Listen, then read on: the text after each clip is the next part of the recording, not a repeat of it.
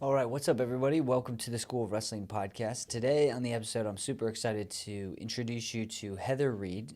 She is the author of this book, uh, Introduction to the Philosophy of Sport. She's a professor of the philosophy of sport, and she has studied extensively the Greek culture and how the Greeks viewed sport and how it connects to the sport of wrestling in particular. I'm super excited about this podcast. We talked about a ton of stuff that I had been talking about previously, like arete and the virtue ethics, and how they used activity in sport as a way to cultivate virtue. Heather Reid is an expert in this area that I think is going to help the wrestling community and hopefully maybe even more people outside of the wrestling community kind of understand the role of philosophy and how it pertains to sport, to give us maybe a better understanding as to why we should participate in sport collectively as a society. So I hope you enjoy this episode, and thanks for watching. All right, Heather Reid, thank you for coming on the podcast. I've been lucky enough to already have met you and talked to you a few times, as well as read a lot of your work. But I'm super excited to kind of introduce you to an audience of people who I think there's a lot of opportunity to kind of utilize the philosophy aspect with sport. One, as your book alludes, it's not that philosophy of sport was kind of the originator. It was that sport was used in the explanation of philosophy. Is that correct? Yeah, although I have to say that sport is older than philosophy. Okay. But you could say that there was a philosophy before sport that has to do with heroes and the mythology surrounding heroes. So there's a philosophy in that sense. But before people like Socrates and Plato and even show up and start inventing this thing called ethics, you have sport and it's being practiced in ancient Greece. Okay.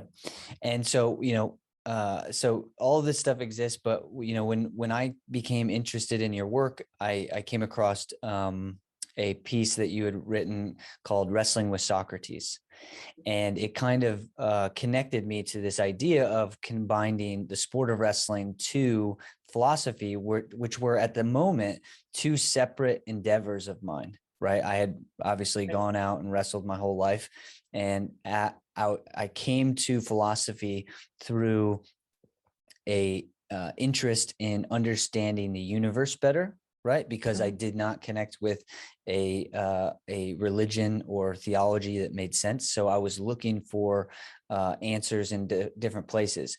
So I found philosophy, and I specifically found Plato and Socrates, and in the process had two separate things. And then when I came across your work, I kind of had the opportunity to merge them together and make so much more sense out of my experience with wrestling, and like with my existence in the world. So it was really cool to kind of see that there was actually a connection to wrestling long before I tried to make the connection. So your work kind of illuminated that. But I've been talking to people a lot about your book, The Philosophy of Sport. And what I wanted to do is kind of just introduce you and say, well, one, how did you get into studying the philosophy of sport, and kind of explain what it is? Great. Well, I had been a practicing athlete like you, Dalton, since before, since high school and before I even started college. And in college, I studied both literature, especially English literature, and also philosophy. And I was also very, very active athlete. I was actually intercollegiate cycling champion in 1986. So I was really seriously working in athletics, and I was serious as a student and interested in philosophy. And at a certain point, I decided to go to graduate school in philosophy. And while I was there, I took a seminar on Plato, and I just seemed to be able to kind of understand what he was saying, or I seemed to have a kind of facility with him that I noticed other people didn't have. So it's kind of like when you're an athlete, if you're pretty good at one particular sport or something, you have a kind of feel for it. And as time went on, I realized that as I put it, Plato thinks like a jock. And then it turns out that he had been an athlete. And I started to think that maybe one of the reasons that I could kind of understand the way he was thinking is because through my experience in sport, I understood sport, or we both understood a common thing, this kind of what you might call an agonistic or a competitive way of looking at ethics and excellence and things like that that play out in both philosophy and the practice of sport. So just by doing sport, and it doesn't matter what sport you do, I think that you through experience you learn a kind of a philosophy. And then what happens is when you study philosophy, you'll get all the vocabulary and the words and the story and all that stuff that goes with it. But in a way, you already knew it because you were living it as an athlete. And so quickly, do you think that one has to come before the other? Yeah, I don't know. I mean, it depends, because you can mean so many different things by different words. Like when you say philosophy, do you mean having a theory about, the universe, or even more specifically about who we are and how we ought to live? I think everybody, even as children, we develop these kinds of ideas, partly from our environment, partly from how we're taught, and hopefully from some independent thought and our own experiences about, how we want to live. And so we're already doing philosophy in that sense. But actually studying philosophy, especially in America, most people don't do it until college, if then. We don't have it at, in a lot of places, like here in Italy, you'll study philosophy in high school and even middle school sometimes, Yeah. but not in America. And so I think that, I don't think it matters which one you do first, but I do think that especially for ancient Greek philosophy and these ideas of virtue ethics, that it's really helpful to have been an athlete, and having been an athlete can help you to understand in a lot of ways the way they're thinking. Because, sport is in a way is like a miniature life, or it's a place in which we express our philosophies of life in kind of a miniature way, because we perform. And you could say you perform in life too, but you have to actually act out what you believe, and there's a kind of a truth. This is one of the things I say about the similarity between philosophy and sport. In sport too, you start with a question and a doubt and an uncertainty, and you try and clarify that. You try to improve that by asking questions and then answering them with your actions. You can't just make something up. I mean, that's what's really beautiful about sport. And so it teaches you this kind of truth back, because the performance is there and it's public, and you have to deal with it, and other people too. Yeah. The reason why I ask is oftentimes when I'm trying to make sense of this, or try to bring up these ideas, it seems like it would be very challenging to go to young people and explain to them that they should develop some sort of philosophy for what they're doing. When I look at activity in sports, it's all more like again, like you said, the hero mythology, Joseph Campbell talking about the hero's journey. Like athletics to me seems like it's more of a hero's journey, and the journey itself creates like the foundation, and then you can go back with the philosophy and kind of like make sense of it. But if you started with the philosophy, you'd almost not understand why you would do something, because you don't necessarily see the result that you would be after. Yeah, Right. I don't think you could say, yeah, I think you're right about that. I don't think you'd say, I'm going to read, Plato's Republic, and then I'm going to go out and try to play my sport, as an expression of that. I don't think that would make sense. It would be a sensical way to do it. But I do think that it's good to understand your athletic experience, and even your your expression of yourself through sport as an expression of your philosophy of life, as saying something about who you are and what you care about and things like that.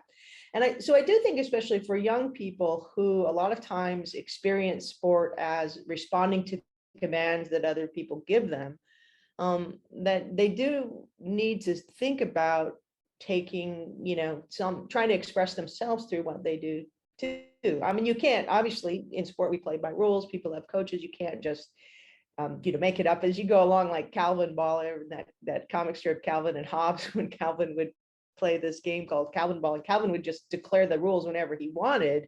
And of course, it was impossible to have a sport because you didn't know what the criteria were. So you can't treat sport like that. But you can think about how the way you play sport expresses what you really believe and who you really are. And you can both shape those things through your performance. In other words, I can express who I am and who I want to be through sport. And I can sort of set goals in there that better express who I want to be. Yeah. For example, if you know that you have a hard time getting motivated, but once the competition starts, that you're really quick to be motivated, you can set goals for yourself, and you can do little things to improve so that you can try to take control of what motivates you and things like that. So it's kind of like, you can almost think of it as a little personal experiment area where you can try different aspects of your personality. Yeah, I would agree. The reason why I mentioned that is just because, I'm trying to figure out the best possible like way to relay the information, right? And so Yeah. in particular, like all the coaches that are involved, or at least a large percentage of coaches that are involved, have already had gone through this experience. So the philosophy is a little bit easier to teach them. And then on top of that, trying to explain to parents who are also guiding their children the philosophy aspect so that they can detach themselves from the superficial stuff that we're kind of going to get into discussing, in your first chapter of the book. I'm trying to decide or come to grips with who I'm actually communicating to on this topic, as opposed to thinking that I can just coach kids to kind of understand it, because it seems like it's a much more challenging thing to talk to them. But I totally agree with the idea that there's another reason why I love individual sports is because it allows for that individual expression of your personality to kind of come out, and you kind of get to do it the way that you want to do it, because you're not associated with a group of people. You get to do things in your fashion, regardless of other people's interests, habits, or their motivations. It's kind of something that you get to express.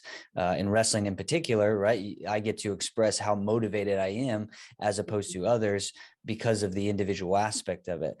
I get to also express how I want to compete, where somebody at a different place or somebody else completely might compete in an entirely different process, right? So I definitely totally agree that I think there is a way to encourage and to develop a personal representation of sport at the individual level. I just think that I'm trying to determine who I'm communicating philosophy to. I think that it's the people who have gone through the journey, who have the context, who have the experience of life, really, because what philosophy seems to do is obviously it presents what you define as a process of truth seeking that acknowledges the fallibility of existing beliefs and structures, a relatively rational and impartial process to finding a universally accepted answer. Right. And so like that comes through this idea of looking at what is, and then going back in and saying what actually is, and then calling out, the hypocrisy or the contradictions of the process. So I think a couple comments on that. One is to not think of it as information. Just like the sentence you just read out is very complicated, and certainly children aren't going to understand it. And even a lot of adults aren't going to understand it. A lot of educated people won't understand it on the linguistic level. But in a way, they understand it through their experience. And they don't necessarily wouldn't use those words or wouldn't explain it that way, but they've got an experience of it. So one way, instead of thinking of it as information that you're putting into somebody, think of it as like kind of a rough or a raw experience that they already have, that you're trying to help them to communicate and appreciate and sort of activate by having the words and being able to talk to them about it. And so it's like, think of it as something that's already there, and then you're sort of uncovering. They used to say Michelangelo would look at this, this sort of shit piece of marble and see the statue in there, and then he would just remove everything that wasn't the statue. And that was, I don't even know if that's true, but the idea is that it's already there. And one thing I think with kids is, the other thing is just kind of trust sport. You're putting them in a sport, constructs a place where they can learn about themselves and they can be challenged. And so really you're just sort of constructing this mechanism that allows them just to learn about themselves. And they're not going to, at the end of the sport come out with some formula like you just read. They're going to learn something just from that experience, even if it's not verbal or can't be expressed verbally. And so I don't know if you have to worry about sort of teaching them about philosophy. They're already doing philosophy just by being alive and living. And especially if they just think about that, about what their experience means for them. I would agree. And I think the only point that I'll ever in the process be trying to do is trying to point out that what they're doing is philosophy. And so that, again, we'll get into the first chapter of your book, because I think it would be fun to kind of go through and introduce you. And if we get to have more conversations about this, go through the entirety of that book, because I think there's a lot of topics that will just make people think a little bit deeper than they're traditionally capable of doing. And so going into that first component of athletics and philosophy and Greek education, I wanted to ask you about arete, because it seems that there were two different definitions, one in Hellenic times and then Socratic view of it. So arete, the word arete meant what? Well, really, arte is a word that expresses the excellence of any kind of thing at performing its function. So if you have a thing like a knife, its function is to, cut through, vegetables or whatever. So what do you want? You want something that's sharp. You want something that's balanced, doesn't rust, blah, blah, blah. So that's the concept. And then when you apply it to a human being, you say, well, what is excellence in the human being? And how do we achieve it? Now, the way the Greeks thought about it is they imagined their gods as sort of perfected human beings. They had their gods, what we call anthropomorphic, the shape of human beings. And so in a lot of ways, gods, and then below gods, heroes who were actually mortal, but had certain perfections, not total perfections, then sort of inspired other human beings or mortals to try to be more like heroes and more like gods. And so really arte is this idea of excellence in human beings. And because there's so many different kinds of human beings and so many different roles and all that, there's a lot of different conceptions, like individual ideas of what arte is, but the general idea is this idea of excellence, which we also, I think you thought there were two kinds, because we also translate it as virtue, which can seem like a different thing than excellence. But it's not in the Greek context. Being excellent and being virtuous is pretty much the same thing. It has to do with the quality of the quality of a thing in its ability to do what it was made to do. The Greeks believed that arete was the highest form of virtue, correct? Well, short of being a god, yeah. Well, I mean, one thing is there are different virtues, like courage, for example, or self-control. The Greeks called it sophrosyne. And then there's and those are called aratai, plural. But there's the general idea is just the excellence. And then it's different depending on what it's applied to, whether it's a human being or something else. And for some people, it's different if it's applied to a man or a woman or a child or an old person or whatever. The actual content of it can change, but the general idea is the same as excellence. And that's one of the good things about virtue ethics, is that instead of having a set of fixed rules, or like in any given situation saying that the right thing, the moral thing to do is this particular thing, they basically say, just be excellent, just be the best you can be. And then whatever the excellent person, whatever the virtuous person does in a given situation will be right. Yeah. And I think that's important to mention, because it's not a specific act. It's kind of how you act, right? Yes. It's cool. And so, taking that concept of arete and going into two other concepts of soma and psyche, I was hoping that you could do a better job of explaining these two, because one of the things I think it leads into is the activity of sport, right? And so soma and psyche, how did the Greeks look at that? Okay, so soma is the word that the Greeks would use for our body. And then psyche is the word they would use for mind, but also soul. And so when you think of a soma, a body, you want to think of the material aspect of a human being, everything that's made of matter, right? Blood, water, skin, muscles, everything. When you think of a psyche, you want to think of what we might call the spiritual or the mental or the non-material part. The thing that the part of you that thinks, the part of you that has emotions, the part of you, for the Greeks even, that has appetites. Like if you're hungry and you feel hungry, a lot of times we'll think of that as something in your body, but the Greeks would think of it as something in your soul. So there's obviously a connection between body and soul, because your body will sort of tell or connects with the soul in a way that's going to make you feel hungry when you need food, when your body needs food or something like that. But the training, the thing that's most under your control is actually your psyche, not your body. So the way I like to explain it is, think about it like a race car driver, where your body is the race car and the driver is your psyche. So to get the race car to perform really well, you have to have both a really good, well designed and we would say trained, but a well-prepared car. But then what the driver does is the driver, makes the car perform the things as best it can. So the relationship between the body and the soma and the psyche is really important. And in Greek thought, it's really, really close to the point where they feel like the intentional movement of the body, which can be sport, but sometimes it's easier to think about things like dance, or even if you've ever done martial arts and you do the forms, where you go through certain prescribed movements. That kind of intentional movement of the body would actually train your psyche, train your soul or your mind to work better.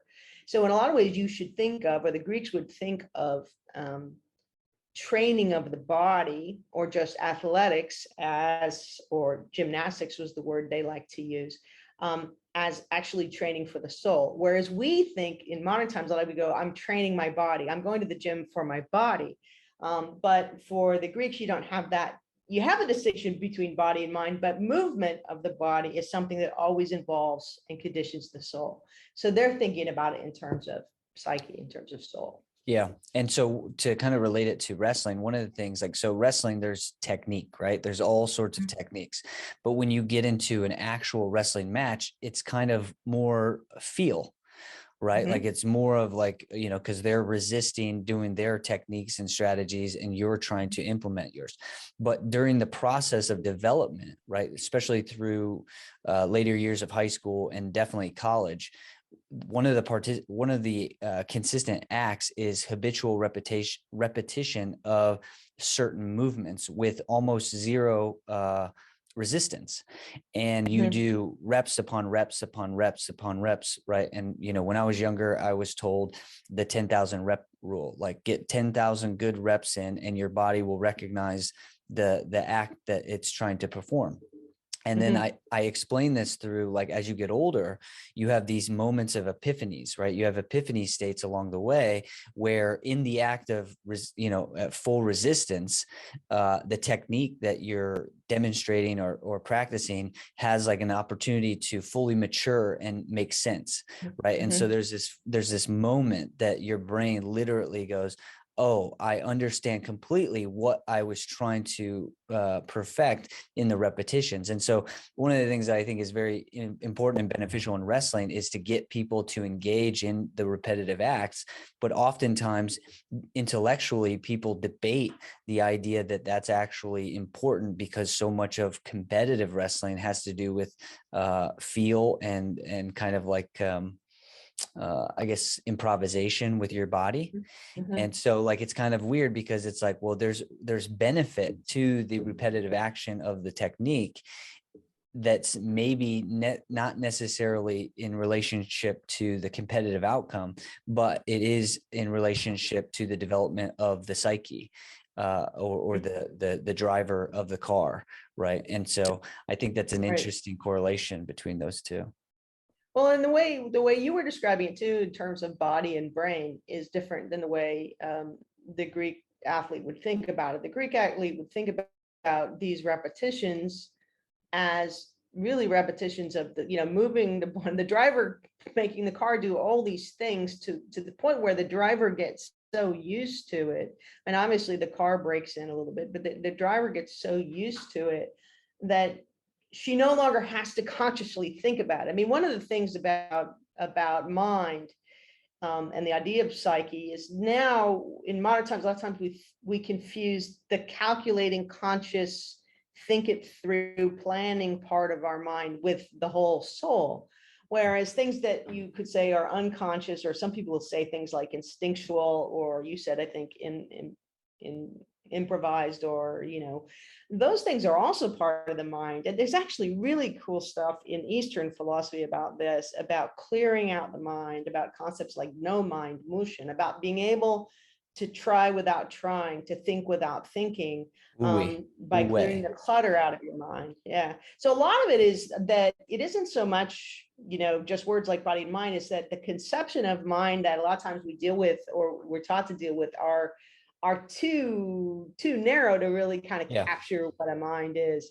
And one of the things that, like you say, I mean, I want to say, when you were talking about something maturing, I was thinking also sometimes it just clicks. It finally becomes, I mean, they'll say, I've heard terms like muscle memory. Well, muscles don't have memories, but there is a kind of, let's call it, the Greeks would say something like a harmony between mind and body that is achieved like a notes on a scale in music, and boo, you hit that right tone, and then it just flows perfectly, and it flows naturally. And that's, of Yeah. course, and those kind of phenomena are tested even in ancient times among athletes and in other kinds of performances too. Yeah. So last week on the podcast, I was explaining to somebody about the higher states of consciousness that are kind of achieved through elite level athletics, but in particular wrestling. And it's like in college, there's a point of your training that gets so good that at the end of certain practices where you've been competing for so long, it becomes that flow state. It becomes the detachment of which one are you in control of, and it's just moving in unison. It's just working together. And Yeah, so you don't have that's to kind of think what it I was through. referring to. Yeah, you don't have to go, well, when he does this, I'm supposed to do that. And you don't have to think it through. It all just flows. Yeah. And one of the things that I'm trying to make a point about when it comes to this, right. And again, it's really hard to conceptualize in just simple sentences. But, for me, I feel like there's like this process to achieving that point of mind and body connection that people don't necessarily have the motivation to aspire after, right? So Yeah. people aren't aspiring after the point in which you can kind of like be in that state of flow. Instead, they're after accolades or some sort of superficial means. So they're not actually seeing that the purpose of the repetitions isn't for the accolades, it's for the ability to reach a state of mind-body unison. Right. That is then recognized by the accolade. The accolades are supposed to recognize that achievement. Yeah. There's an interesting concept. You were talking about college, and I had recently written a paper for the Journal of Intercollegiate Studies, and I was talking about the value of collegiate sport. And one of the things I was talking about is the idea of forming a performance community. In other words, and this would be like a really elite level group in any sport, where you have all these people who are, as a community, moving their way up the ladder toward this, this kind of mind-body unison, or this idea, or even you might call that arete. They're committed to this level of excellence that requires them to make kind of an odd commitment and give up most of the normal things that, sort of normal people and other students care about. And I think that that's actually really important, because in any kind of an endeavor, whether it's business or art or, anything, the people who become really excellent, I think, have to in some ways depart from sort of the normal concerns and normal lifestyles that they see around them. And they do this, and by finding other people that are committed to excellence like you are, then through competition and also through cooperation, you push yourself higher and you form this community. And then sometimes you can kind of communicate, even if you don't have philosophical language, you can communicate about what that means to have, a really great move or a really great match, quite apart from the result. I mean, I think most athletes, many, if not most, will identify their best performances in something that didn't necessarily win. And there have been times they won and they didn't have that great of performance. At the time, maybe their best performance didn't result in a win, but you still value that. It's this sort of ultimate achievement of what you were going for. Yeah. And other athletes can understand that. That's what I mean by performance community, people that are focused on excellence and performance, on what the Greeks would call arete. They can recognize each other and they can support each other and push each other to keep Yeah. getting better. And what you're saying is important and relevant in the times, because one of the arguments or the thesis that I have come to is like a lot of the people inside the wrestling community are confused as to why more people don't watch the highest level of wrestling, right? They're trying to justify or conceptualize why they choose to watch other sports as opposed to wrestling.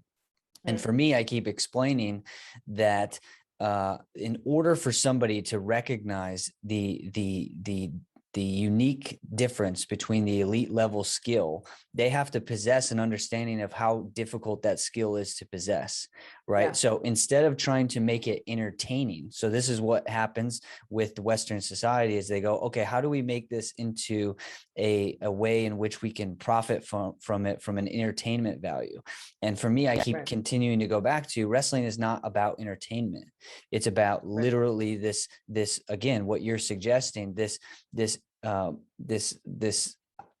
cultivating a collective group of understanding and recognizing what that behavior actually is and how difficult it is to obtain that level of skill. And it's just a difference in philosophy, because they think that you can get that interest in people that have no recognizing ability of the skill. They just want to watch it to see who wins, whether it's US or Russia, who wins the competition. Whereas to fully engage in that, you have to appreciate the art form so much that you can recognize the level of discipline and intention that goes into accomplishing that act itself. And so for me, as somebody who has wrestled my entire life, who is in a practice room of some kind multiple times a week, when I see somebody at that level compete, I go, wow, that is a fascinating display of their strategy and skill. At the same time, somebody equally as strategic and skilled is trying to execute their strategy and skill. So it's like, I appreciate that in a way different way than somebody else can appreciate it. And it's all because I think we've lost sight of this idea of arete and the excellence of the process, right? Like trying to engage people in the process of obtaining excellence. Instead, Western society has said, because you're involved in sports, it's good for you. Instead of thinking like, if you're involved in sports while pursuing your arete in your said endeavor, then you will achieve this higher state. So it's like, it's a very confused culture, because again, the number of people who have chosen to take that call and discipline themselves for the pursuit of arete in their endeavor is such a smaller percentage of people, that the larger percentage of people don't recognize that that's the actual pursuit. They recognize the other stuff as the pursuit.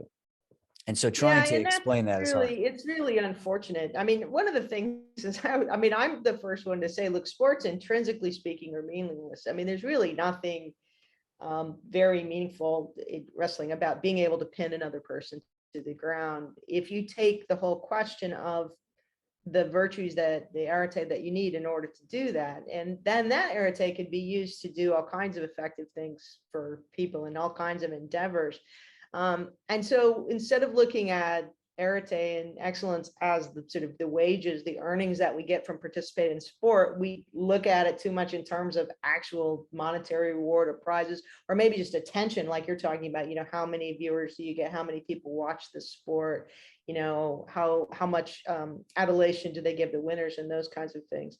And it's funny because those things, as far as I'm concerned, like in the economy of sport, I mean, the whole reason sport is entertaining to begin with is because it's fascinating to watch people who put their arete on display in these totally constructed synthetic activities that are just spectacular, because you're seeing humanity do this. And I think the Olympic Games does just an amazing job at showing at becoming a showcase for arete, and showing just all the different kinds of virtue that people can have, and all the different kinds of people who can have arete, and all the different ways they can have it. I remember in the last Olympic Games, there was some kind of a running race, and this guy got out there on the refugee team, who was, I mean, obviously he was a refugee, he's had a hard life.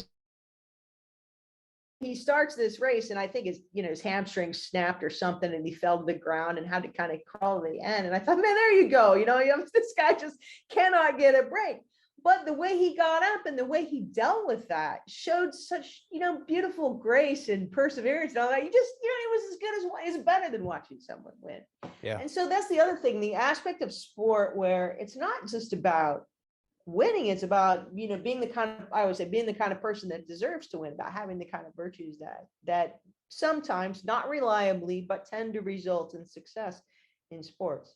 Yeah. And I think for people like us who care about sport and those things, it's also for trying to make sure sports preserve their ability to evoke those kinds of things by making sure that you can't win just with money or with cheating or with, by denigrating other people and stuff that's not virtuous. Yeah. No, I would fully agree with that. So now going into that, going into Socrates, and Socrates talking about education and what education is. And he says that any education that does not pursue arete should not be considered education. Right. And so this is kind of what we're alluding to. And I recited a quote from, I think it was the Wrestling with Socrates one, where that you referenced. You said it has no business in our society if it is not aimed at achieving arete. Right. And it was like thinking about sports programs, cultural experiences that are so tied to, superficial means. Right. It's like this idea that education is simply one thing, and it is a pursuit or activity that is aspiring to achieve arete. Yeah, the quote is actually from the one that you said about we can't call it education if it doesn't lead to arte. That's actually from Plato and one of the characters in his Laws. But I think it applies to society. I mean, and I make that argument, especially for college sports. I said in college, you shouldn't have sports programs there if they're not educational. And what's the education that they're building? And it has to do with this idea of building up, excellence that can then be applied to other kinds of endeavors that are more meaningful. I mean, there's nothing more meaningful than becoming the best person you can be. So it's not that sport is meaningless as a way to become the best person you can be. It's just meaningless by itself.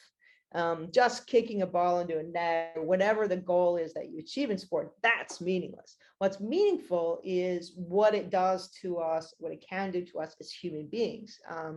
It's a very humanistic idea that human beings, we fall so short of what we could be. We could be so much better than we are, and we have to struggle to be better than our most base instincts. And that's a struggle, and it's really a noble struggle, and sports helps it with us. But that's what gives sport its value, not how many viewers it brings in or all these kinds of things, how many ribbons you get and so on. And it's really, I mean, it's what has set me out on this exploration to try to bring about this conversation that is literally not existent inside any type of cultural space inside my sport, specifically the sport of wrestling. There is no, I mean, there is little discussion. There is definitely discussion where people say, this is about the development of the person, and we care about developing the kids and stuff like that. But it's always used in a way to excuse arete, right? It's never actually used in truth. It's always used to avoid or to make excuses for not fully applying themselves in the act of wrestling. Oh, really? I mean, so they say. So well, it's almost always like, oh, well, it doesn't matter if you skip practice or you aren't respectful, because the point of it is just, it's just to make you a better person. It doesn't matter if you're good at it or something like that. Yeah, I mean, I'm obviously generalizing my experience with it. I'm sure there are very good examples of people using, I've found personal examples of people actually doing it the right way or doing it the truthful way. But in in general sense, like I would say that oftentimes people use that as an excuse to not apply the same principles. Because again, the thing that's so hard for people to understand is like when you pursue arete, you become somebody who is worthy of victory. And Mhm. this is why I loved Try about to, yeah. this is what I loved about the Greeks, because they talked about not thinking that you're chasing the outcome, but that you become worthy of such an outcome, right? As if like Right. the gods honor you for your Yeah. discipline and effort. Yeah, And because they're in the ancient religious context where sport emerges, they're thinking of sort of the gods as watching and choosing, who wins. And so, um, you want to be worthy, and you feel, the one who's worthy is it will be chosen. And the other thing is though, but that striving to be worthy is also worthwhile. They don't, I mean, one of the good things about Arte, it's actually better, than making winning your only criterion, because this way people can benefit. You can be sort of a champion of Arete, even if you don't necessarily win your particular sport. I mean, certainly success and failure in sport is should partly be conditioned by Arete. I mean, you should do better, but obviously we all have different potentials and stuff like that. But this allows people to educationally achieve all kinds of things in sport, regardless of whether their sport is popular and gets on TV and whether they win a college scholarship or anything. This, I think, is especially important for a lot of these things. If you think about it in the back of your head, is especially true for women, because women, given the car that their driver had, no matter how good your driver is, their car tends to be not quite as fast as the guys, so to speak. That physically you maybe don't have quite the same potential on average as others. And you never probably, like they talk about women's sports and they should be equal. And there is a sense in which some women's sports become as popular as the men. Sometimes they're more, like in gymnastics. It seems like women's gymnastics is more popular than men's gymnastics for whatever reason. But usually it's the men's version that's more popular. But just like you were saying, popularity isn't necessarily an indicator of quality. Like I'm sure in wrestling, you guys probably don't have a lot of respect for the whole phenomenon of world wrestling entertainment and those sorts of things, which it seems to me as an outsider kind of denigrates authentic wrestling by turning it into a show that pretends to be wrestling but isn't wrestling at all. The outcomes are determined. It's, they hit each other with chairs, stuff like that. And it's sort of like, so this isn't wrestling. This is, it's a thing. it's But theater. it's not wrestling. Yeah, it's theater. And to be honest, the unfortunate emerging phenomenon is that it's going towards that. It's going towards the Yeah. spectacle aspect of competition. And some of this stuff I'm not totally against, right? Creating a spectacle for entertainment purposes. Like if you want to create theater, okay, I would be okay with that, as long as you're acknowledging that this is not the pursuit that others should go after for the purpose of the sport, right? Like, so it's like the UFC Ultimate Fighting Championships, right? That is ultimately promotion. It's World Wrestling Federation. It's championship promotion. It's getting the masses to participate in watching your contest. Now, I'm okay with that as long as those who are part of the contest and those who are encouraging the growth of the contest recognize that the contest itself is separate from the process of the activity itself, right? Like there's two different worlds, right? Like the act of martial arts is an act of martial arts. You should apply discipline, respect, honor, consistency, and all these types of developmental aspects to it. But in the sense of the contest, making it attractive to the masses could be beneficial if you want to permeate those values further into the culture. But again, it's kind of like right now, it's real hard to distinguish what is the goal. There's no leadership of these philosophical ideas because it's so motivated by financial means that any type of questioning of like that thing jeopardizes the whole thing. And so it's definitely leading, you'd be surprised, it's going so much towards entertainment that it's just losing a lot. Like again, it's like I've been motivated to start this conversation because I'm a retired athlete, but I'm still an athlete. I'm still a wrestler. And what I see young people aspiring for is for the social credit that comes with accomplishing success, right? And so, Yeah. you even talk about that in the book that where does it say that? Well, this talks about in the academic gymnasium, you say athletes who train for superficial goals such as appearance, admirers, and even winning fame and riches in the games are effectively letting their souls go to waste.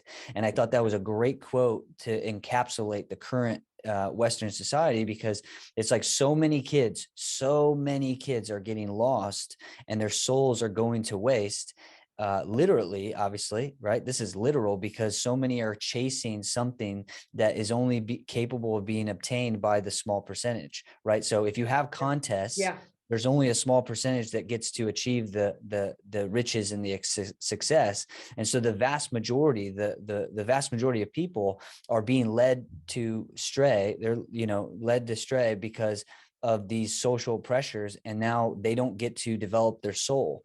And, this Yeah. is the spiritual connection to the sports world. It's like, if we want to be on our dying day, like our deathbed, knowing that our souls are ready for the afterlife, like we have to go through that process. And superficially, the things that people are setting people up for today are just, I mean, it's very unfortunate. Like very few high school programs, high school athletic directors or educational systems have a philosophy towards their athletic programs.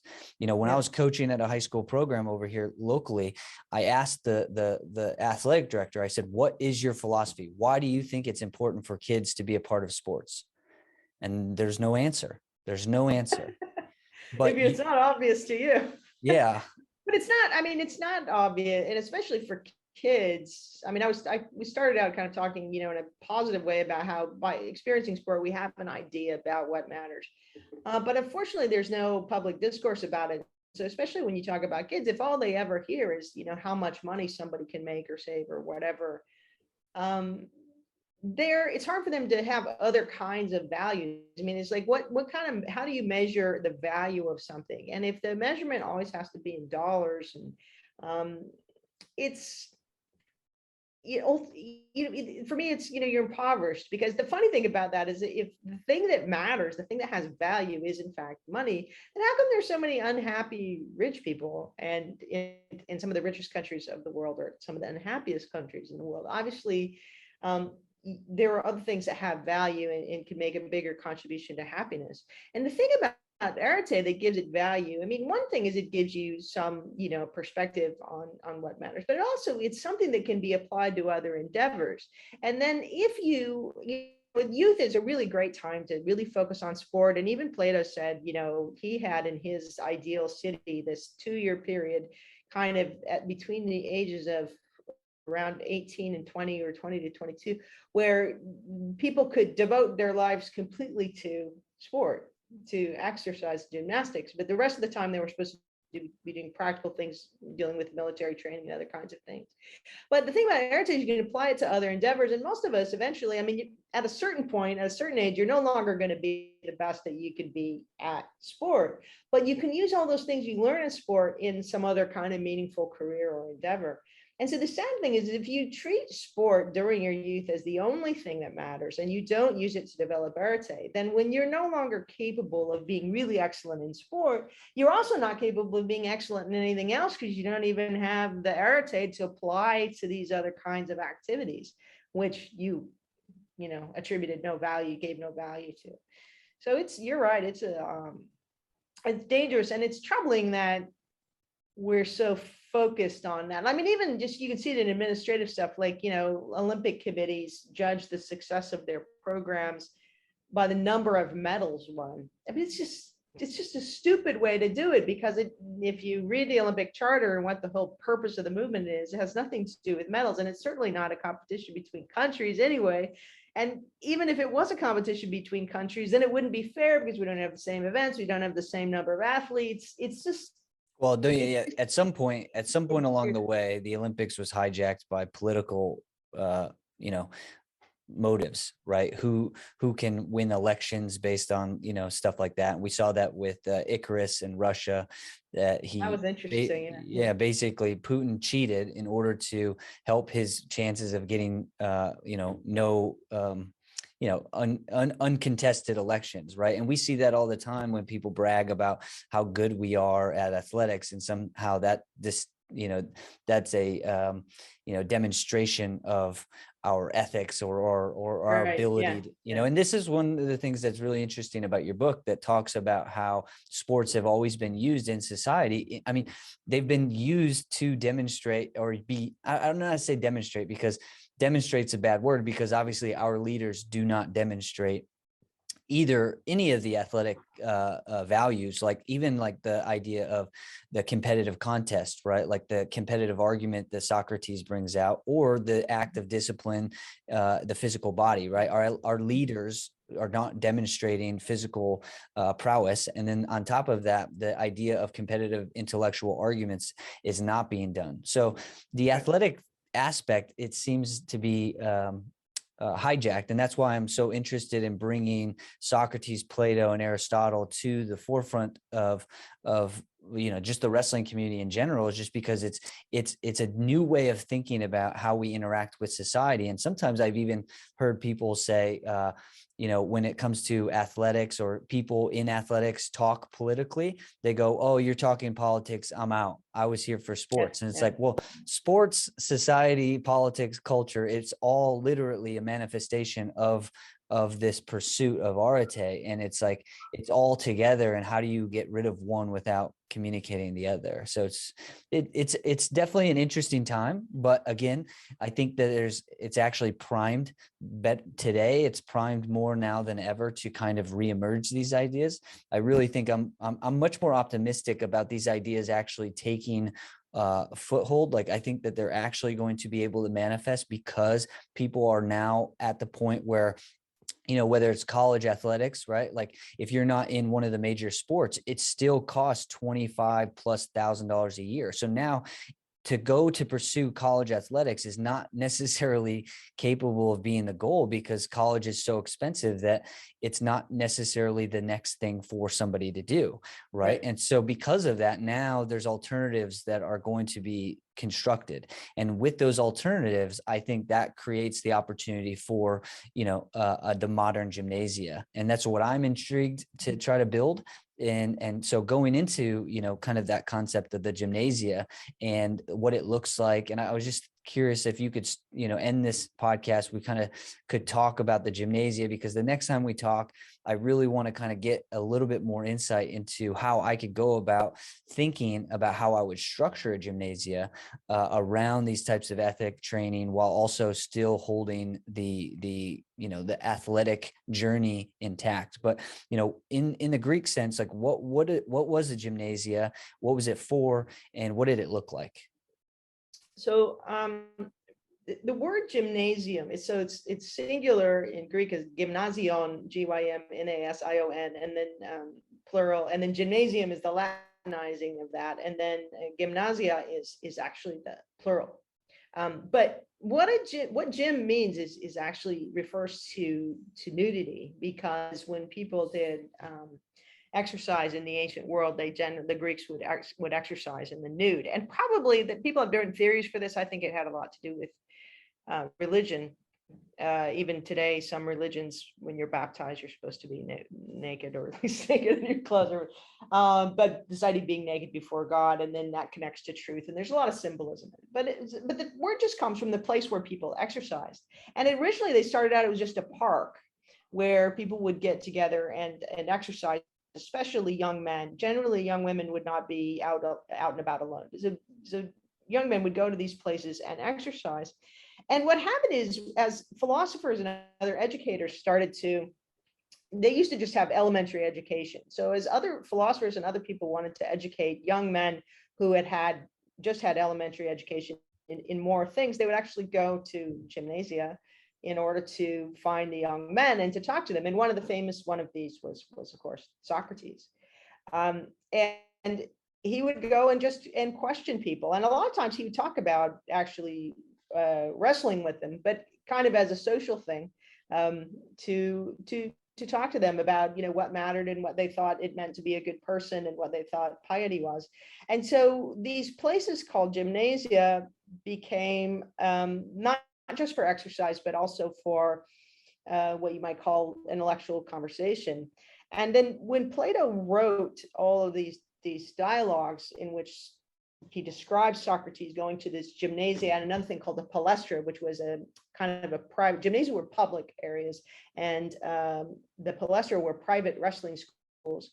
They actually started to build buildings in these park grounds, and it usually was kind of a square, what they call a peristyle building, where there was a square row of rooms all around, open to a courtyard in the middle, and the courtyard in the middle was dirt, and the guys would usually exercise in the dirt. So you would go in the courtyard in the middle. So you would go into the gym. You didn't exercise indoors. You would go into the gymnasium. There was a room where you could take your clothes off. It was called the apoditerion, where you would take your clothes off and leave them there. Sometimes there would be, in some big cities and stuff, they would have a slave, or you would bring a slave to watch your clothes while you were exercising.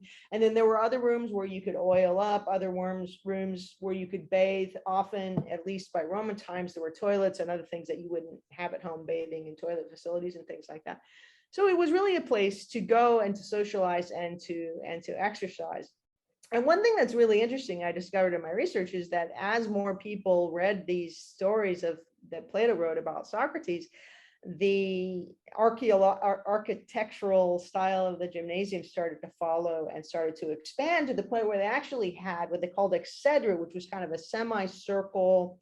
Like if you go in a modern lecture hall and all the seats are in semicircles, they started to have first it started as just a semicircular bench called an exedra, and then they started to make rooms that had several benches like that were designed obviously for a lecture or for some kind of talking.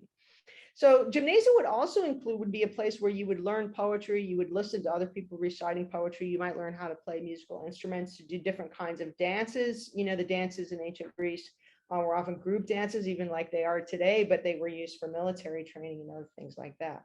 So it was kind of a very active place that was sort of a center of culture. And I call it as, a place for cultivating arte, because arte is not just about physical excellence. It's also about knowing culture, knowing poetry, being educated and being graceful and all those kinds of things.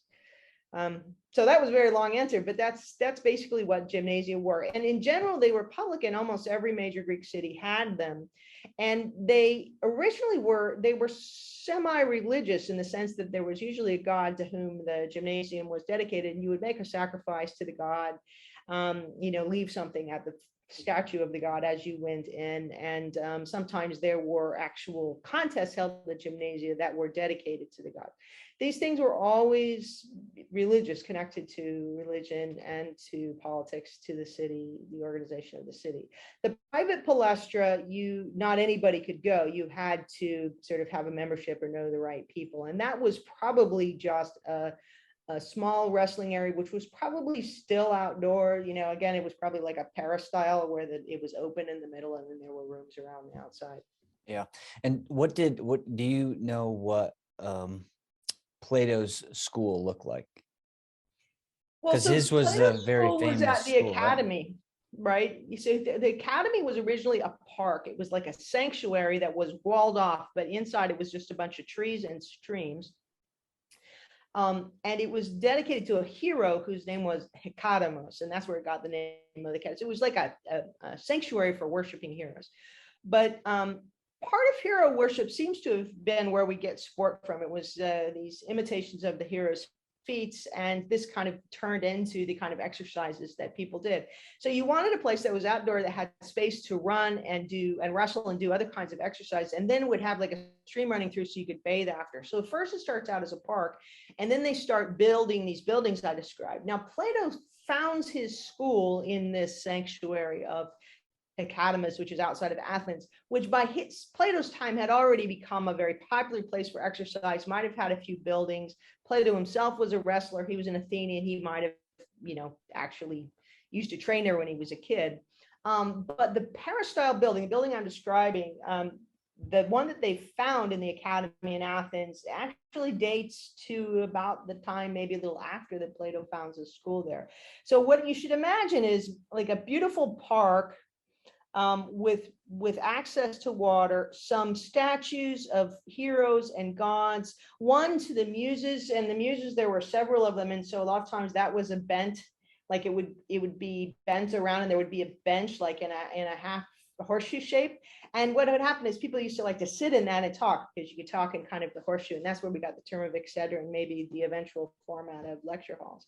So Plato founds that school after Socrates has died, after Plato had been to Sicily and done some other things, and I think he just decided that he wanted a school that was going to mix, athletic training with Socratic style conversation, and other sorts of things.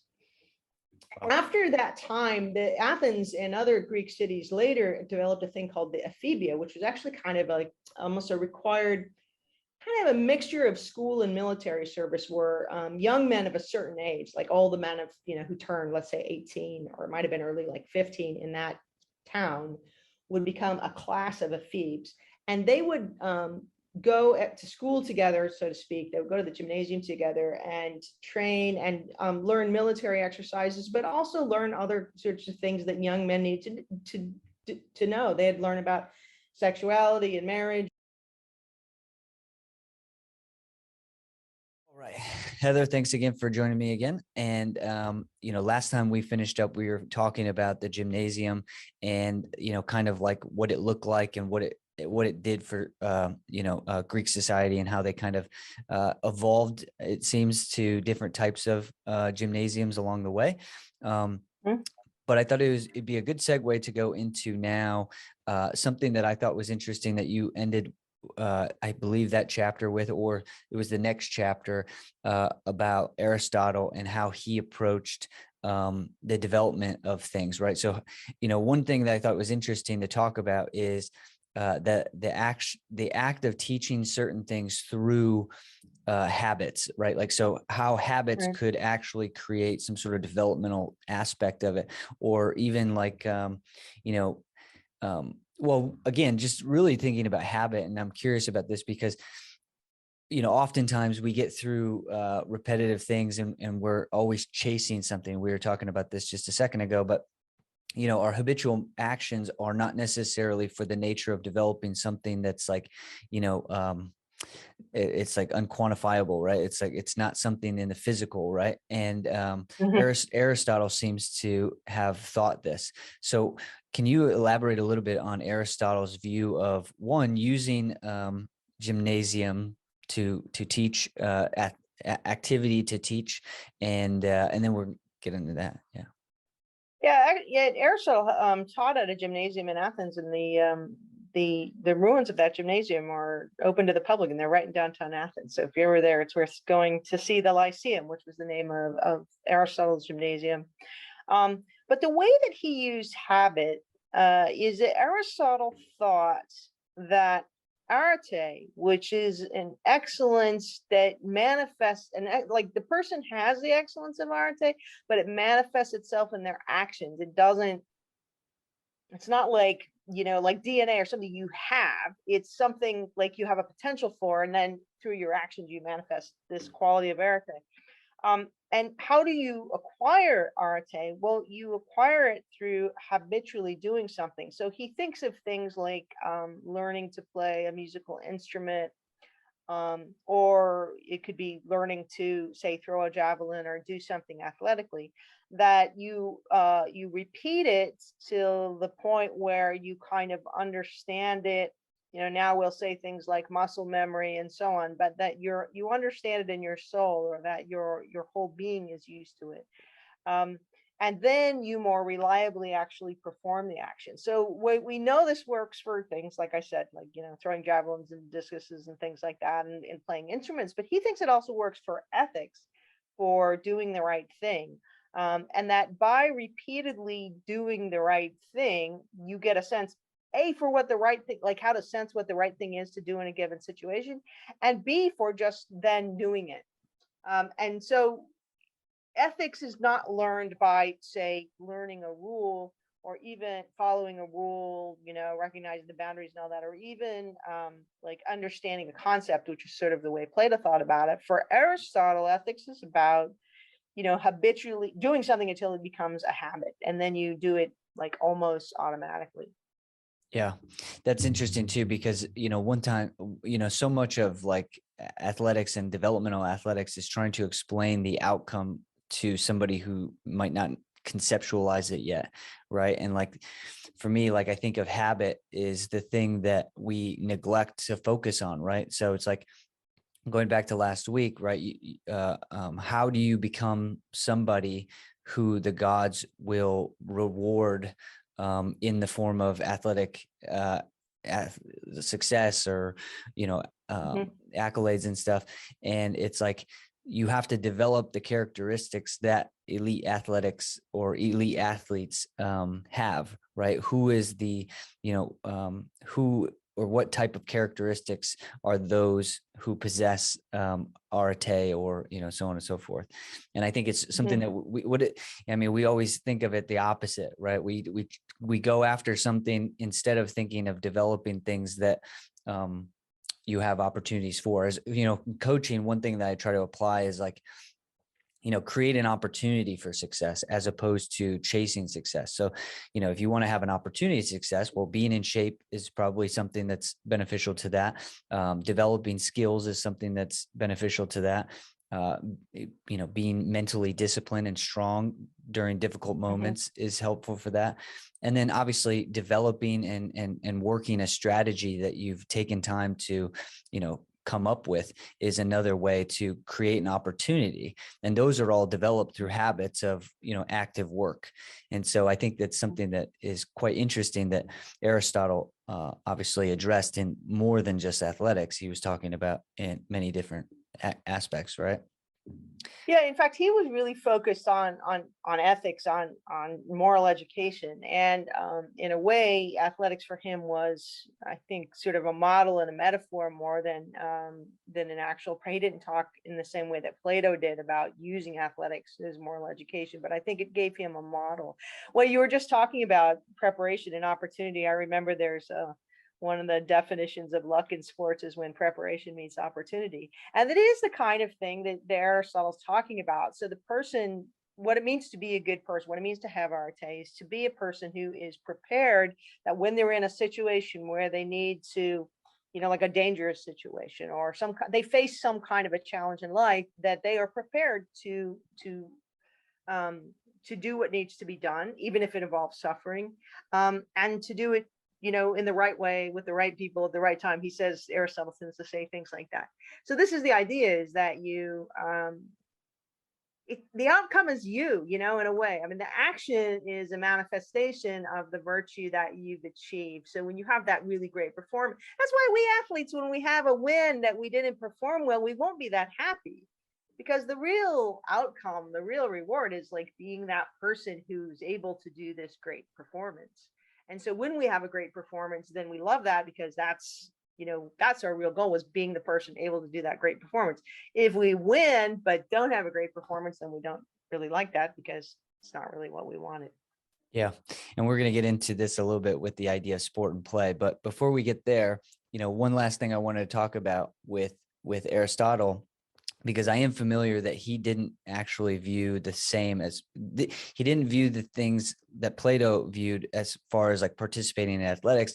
And I believe I've read where Aristotle actually thought that many forms of like participation in activities were brutalizing to the types of people. So I think he criticized Spartans, right? And I think you mentioned this in your book about accusing the people of Sparta of brutalizing their children.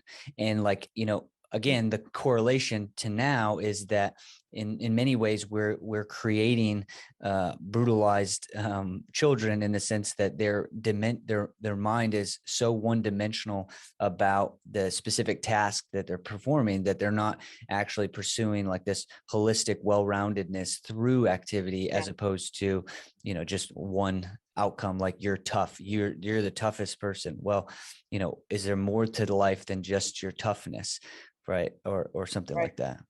So Well, and yeah, Aristotle felt that in particular, that some city states were trying to make competitive athletes out of children by training them very early on. And Aristotle was a very today he would have been a data cruncher, and he was looking at the results of junior victories, because they had junior levels even in the Olympic Games, and then the ones that went on to be champions as men, as seniors.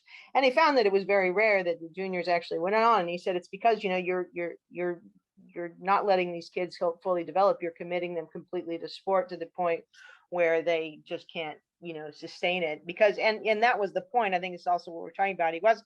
He wanted to have this quality of arte that could lead to success in sport, but the point was to be excellent. And really, and I think especially reading Plato, to learn how to be excellent, or to learn how to gain a skill, so that in other areas in life that take a lot of time and patience and what did you say last week, to 10,000 hours or something to get yeah, good at something, that you had the character and the patience to do that. And that's something you can learn through sport. But the actual skill you gain in sport is not that valuable. I mean, being able to, put a ball into a net or something. It's those sort of life skills. It's like learning how to be good at something prepares you to be good at other things. yeah. So he felt that what they were doing is they were taking kids and trying to make them so that they would win athletic victories without actually making them into good citizens. Yeah. And this kind of alludes, like I've discussed this before on the podcast with somebody who actually was an Olympian. And we actually talked about the idea that you basically in wrestling learn how to do something. And wrestling, the act of getting good at wrestling is like very, you could say it's just more difficult physically and mentally and maybe emotionally, right? So like when you wrestle and you're trying to pursue arete in wrestling, I don't know if you notice my ears, right? They're cauliflowered, right? Because of constant beating on them from hand fighting, right? I've broken my nose a couple of times. I've hyper, you hurt your knees. Everything you do is triggering your emotional response to not want to participate in it, or to give yourself a reason for not pursuing it, right? Wrestling Mm-hmm. is very brutal in that sense. But it's like once you establish the process of how you achieve success at things, the process of development, if you want to boil it down to that, then when you apply it to other things, it's so much easier, right? Like when I've transitioned, as I've gotten older, into trying to perfect my skills in golf, right? Golf is obviously abundant in opportunity to participate in, and it's a little bit more it's not as hard on the body, and it's something that I like to do, right? But like golf, the worst thing that happens in golf is that I get some blisters on my hand from going to the driving range too much, right? Or maybe some sunburn from being outside too much, right? It's like the difficulties that come with pursuing arete in golf are extremely different than the difficulties that come with pursuing arete in wrestling. And therefore I'm not fearful, or I'm not intimidated by the process in other things. And the same goes for, digital media and websites, right? Like I didn't go to school to develop an understanding of this. I didn't get a degree in any of these types of areas, but because I knew that I could just put myself in a room and go through the process of failure and trial and error and trial and error and trial and error, and knowing that I wasn't going to get a black eye or a fat lip in the process, I could continue to pursue it without fear that some sort of difficulty was too large for me to overcome, right? And so that's one of the things I really love about wrestling is, like, Dan Gable is a famous wrestler, and he says, once you've wrestled, everything in life is easy. And so much of that for me is so true, just because of what is difficult, right? Like, what is the meaning of difficulty? And a lot of times it's our emotional response to some sort of situation, physically, or mentally, right? It's like and being able to endure, right? Something that's so difficult is really what keeps people from their arete, right? That feeling of Yeah. difficulty. So Or difficulty dealing with failure. I mean, there's a couple things you talk about that are very present in the Greek word. One is there's a Greek word called ponos, which means something like pain, but also effort. And it's when it's kind of like what you're talking about. Even though something is painful, even though something takes a lot of effort, even though it's difficult, even though you're going to fail and all that, you still struggle. You voluntarily, not because you have to, but because you want to, you voluntarily engage with that and you put yourself through this ordeal. And this actually goes back to the ancient Greek heroes and what they did. Um, and you do that in order to better yourself and your community. The two things can't really be disconnected. But although sport is a meaningless activity in the sense that you're not saving lives and doing these kinds of things, you're learning how to get good at something so that then when you do a different kind of a thing, you're able to go through the process. And like you say, a lot of times it seems you know really a lot easier. I mean, one of the things that I've noticed in my career and stuff, that having been an athlete, yeah, I respond to challenges maybe differently than some other people who maybe weren't. And I think it is because you have to train, you're willing to fail, you're willing to be criticized, and you're willing not to be successful right away. I think most of us athletes are a little tougher skinned about, like I said, criticism or failing, or we're willing maybe to try. Maybe you apply for funding and you fail, or whatever it is that is in your sport, or I'm not in your sport, but in your career. So sports are kind of like artificially constructed challenges that teach us how to get, like prepare us for the really serious challenges in life. By the way, on the cauliflower ears, one of the things that's really interesting in the ancient world is because the cauliflower ears were associated with wrestling and boxing, which were things that people who did for working out in the gym. So even if you weren't a competitive wrestler or boxer, you were likely to have cauliflower ears. They were kind of a little bit of a sign of arete, or of at least as of having a gymnastic education where you were out there really struggling. And for politicians, that was a good selling point. So by the Roman and Hellenistic period, so later, people would actually have themselves sculpted with cauliflower ears. They're really, with cauliflower ears, very prominent. And a lot of times they may not have actually had them, but it was like a sign of virtue. And it was this, it was something that was, prestigious, and especially for wealthy upper class people who wanted to appear to be athletic, they would do that. So next time you're in Rome, I mean, you just take a good look at the ears on some of these statues, and you'll see that they are cauliflower. A lot of them, not always, but you'll see. yeah, is the culture still aware of it? Like, so if I walked around, would they point that out and notice the I ears? don't know. That's a good question. I haven't seen too many Italians with cauliflower. I mean, besides people, I suppose, who wrestle.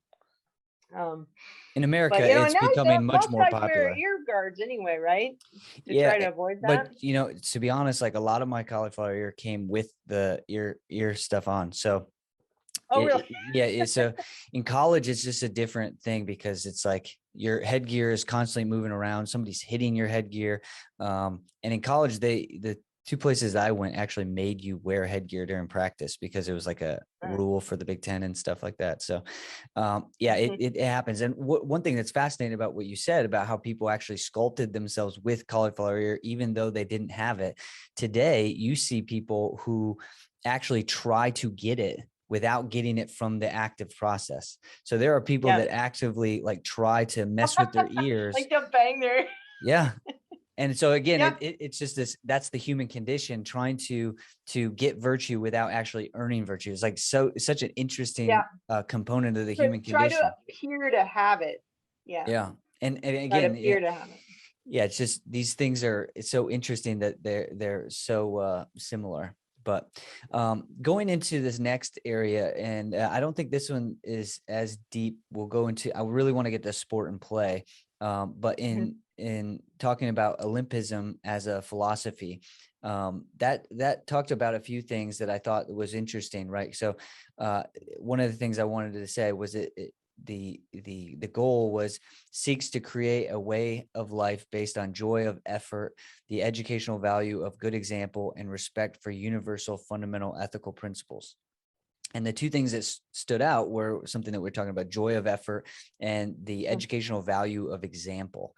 And those two things I think are interesting enough to kind of talk about and like understand why they saw this in culture, right? Like one of the things I don't think we actually notice or we don't speak about enough in Western society is like those two things, effort and example. Even to the point where coaches, parents, teachers, everybody says, do as I say, not as I do. And it's so obvious to everyone that we don't have a cultural value of example or effort, right? We all know that Mm. we could be trying better, but when you ask somebody that, they take offense to it as opposed to a call to become better themselves. Well, I still think you hear it a lot in athletic rhetoric. In other words, when people say, I talked about, people, athletes say, well, this repays me for all the hard work and sacrifice. I think that people know, and all the coach will tell you, that if you really want to be good, you have to work hard. So I think that in sports, it's there. One thing I think that undermines the idea, and that's hard, what we call hard work is what they meant by effort, and the Greeks meant by ponos, which included this idea of pain. Um, and to do that, you have to sort of go against your, I want to say natural inclinations, but you also have a nature to try to be better. You have to go against your, let's say, your laziest inclinations or your easiest inclinations and try to be your best self. And that takes a kind of an effort. But what's interesting is we sit here on computers and we do so much with technology today, is that a lot of what people like about technology, it seems to eliminate the need to develop skills. Like, you don't have to learn how to spell, the computer will catch it. I don't have to learn how to do this. I don't have to learn how to do that. And a lot of times these, and it's not just recent technology, I mean, going back to things like washing machines and so on, there's this way that we could just, this desire where we have nothing, all of our life is leisure and we don't have to learn any skills and we don't have to do a lot of work. And the trouble with that is that there are certain things that are a lot of work that are not particularly gratifying or edifying to do, that have to be done. But there aren't that many really worthwhile and good things, that people should be admired for, that aren't a lot don't take a lot of work. I mean, I couldn't think of anything. So like, even if you go, well, the computer's great because it keeps me from having to whatever, learn how to spell. Yeah, but the person who actually has to figure out how to do that and how to program it and all that, that person has to have a lot of skill, and that person has to take risks and fail and put a lot of effort in. And so I think that there's the rhetoric of hard work and effort, and then there's like a counter rhetoric of, oh, I did it without even trying, that I think is really kind of disingenuous and even almost dangerous, to the point where people feel like, oh, if I just could find the right shortcuts, or whatever, I could be really good without having to do all this stupid effort, and so I'm the really smart one. And I think it's like sport, and the values of sport are sort of combating against that.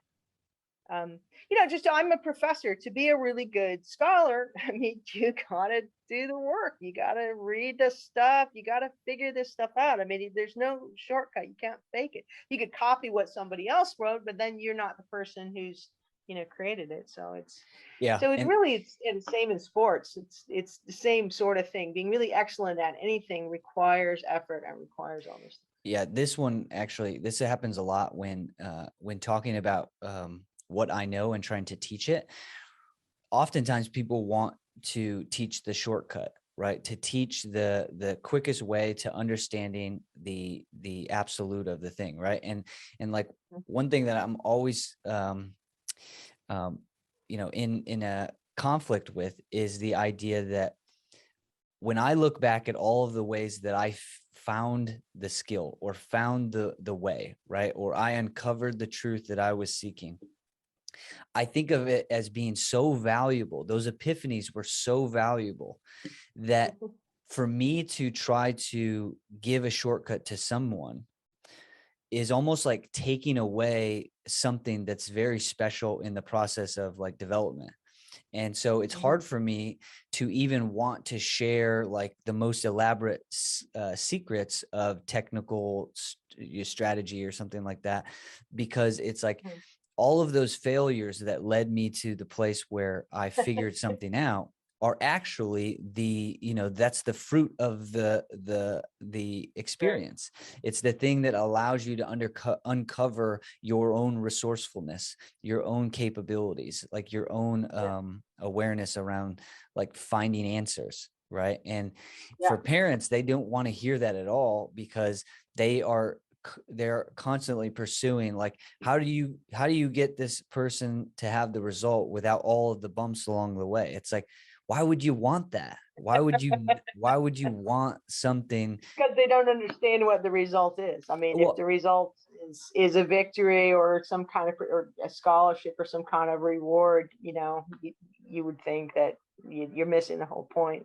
yeah, and this is one of the things this is why I've wanted to bring this conversation out some way, because I spoke to a dad once before. I said, have you ever heard stories of people who like were, alcoholics or drug addicts, and like through that experience, it like changed their entire perspective of like triumph, and they came out a completely different human being? And I was like, as a dad, you don't ever want that. You don't want your child to go through that. But what if your child had to go through that in order to reach their potential? Would you Ah, then well, would yeah. would you then honor it, or would you like, because we're always trying to control and control and control, and it's like, by like what if by the worst circumstance possible, that was the thing that led your child to their arete or to their eudaimonia, their Yeah. happiness? Like, could you then look back and say, okay, I'm accepting of the process, right? And I think this is where I tend to allow for religion to kind of merge, because there is a sense of trust and a sense of divine um, control. You give up your power Hmm. to something larger than yourself. Agree with this. Yeah. Yeah. I think that that's some benefit. I think there's some great philosophy to that, because so many times we're trying to avoid calamity, and it's like disaster might be the thing that leads you to the greatest form possible. I think that risk, and I mean, I think that in sports, you have to distinguish necessary risk from unnecessary risk. And necessary risk includes failure. I mean, I think first of all and foremost, you have to risk failure. And anybody who wants to be successful in sport without risking failure has got no idea what they're doing. I mean, that it's the first thing that you risk is failure, and losing and imperfection. And you need that. And you also, I think, we are human beings. We are vulnerable. We can be injured. We can have all these things, and we can be killed. We're, for the Greeks, we're mortals, and that's the main thing that distinguished us from the gods. And so heroes like Heracles were really great figures because they had to risk death in order to do great things. And so they had to be almost more virtuous than the gods. Gods are perfect and they can't die. The heroes had to, have to risk things in order to be successful. And I mean, one of the things in sports is that you do risk injury, and you risk failure, you risk injury, you risk your comfort, like you were saying. I mean, things are painful, you have these injuries, you have all these kinds of things. And I actually think that that's a lot of the learning process. And the thing about it in sports is you can do it in a fairly controlled environment. And occasionally there are terrible accidents that lead to permanent damage and even death. Of course, that's true of occasionally walking down the street, that things happen. But for the most part, a sports scene is controlled, and there's access to help, to medical care if you need it. And so it's a way to I actually think injuries are an important part of the learning process, and every athlete goes through them. And you gotta, especially I think when you're young, you have to learn to respect the limits of your body. And especially if you're really talented and you're really strong, you may never have been in a situation where you were injured and not able to do what you were doing. Once we get old, it happens. We're more respectful of that. But I think that that's all really important. And I understand. I remember giving a talk about risk once, at a conference, and a woman stood up and she said, "Do you have any children?" And this is really strange, because why would you just, I'm a scholar. I'm presenting a piece of theory. And I said, "No, I don't." And she says, "Well, then you don't understand why risk is so horrible in sport." So you can make that argument that I don't have children, so I don't understand what it's like. But it seems to me that, that part of the parent needs to think about, what's good, like you were saying, what's good for the actually for the child, and what's good for what makes And them feel comfortable. and see, this is where the distinction, right? So that question is asked to me all the time, right? And it's like, you think you're raising a child. That's where you're wrong. You're raising an adult. And so your risk isn't about the child, it's about the adult, right? And it's the same Right. with coaching, right? The way that I coach, I don't view these children or these kids as kids or children or my subjects. I view them as future adults. They're going to Mhm. be, everybody says once you turn 18 you're into the real world. Well, when they enter the real world, I'm not going to It address better them be real. as my child or some younger version of they're just as capable. They should be just as capable as anyone. And because of that, it's like this delusion of like that you're raising an adult, not a child, right? You're raising an adult and not a child. And that distinction will make you understand because, again, I think what we know to be true is that when parents oftentimes control risk or control outcomes or control failure for their children, it's ultimately because they are avoiding that thing in their life and they don't want to Yeah. expose themselves. So because they're not willing to expose themselves, this is why I think culture, sports, and philosophy have to merge, because unless you understand that process of human development, right, you're not going to actually get everybody on the same page. Like everybody is not going to say, hey, the goal is to, put yourself into that situation so that you have to risk the failure so that you can learn and get better and grow. And so, yeah, I think And it's And I think part of what you're saying is when you talk about putting sport and philosophy together is that sport has to be understood as part of a whole philosophy of life. First of all of life is not sport, but sport is really useful as a part of the bigger life so that you can, prepare yourself to have a much more fulfilling whole life. Like you said, when somebody becomes an adult. Also, I suppose when you coach children or if you coach wrestlers, you don't look at them as, wrestlers. They're people, right? They're human beings who have great potential and are going to face challenges and all that. And so you're giving them, you're not even giving it to them. You're putting them in situations where they can acquire some of the kinds of skills and abilities and ideas and attitudes that are going to lead them to be really successful in whatever they do in their life outside of sports.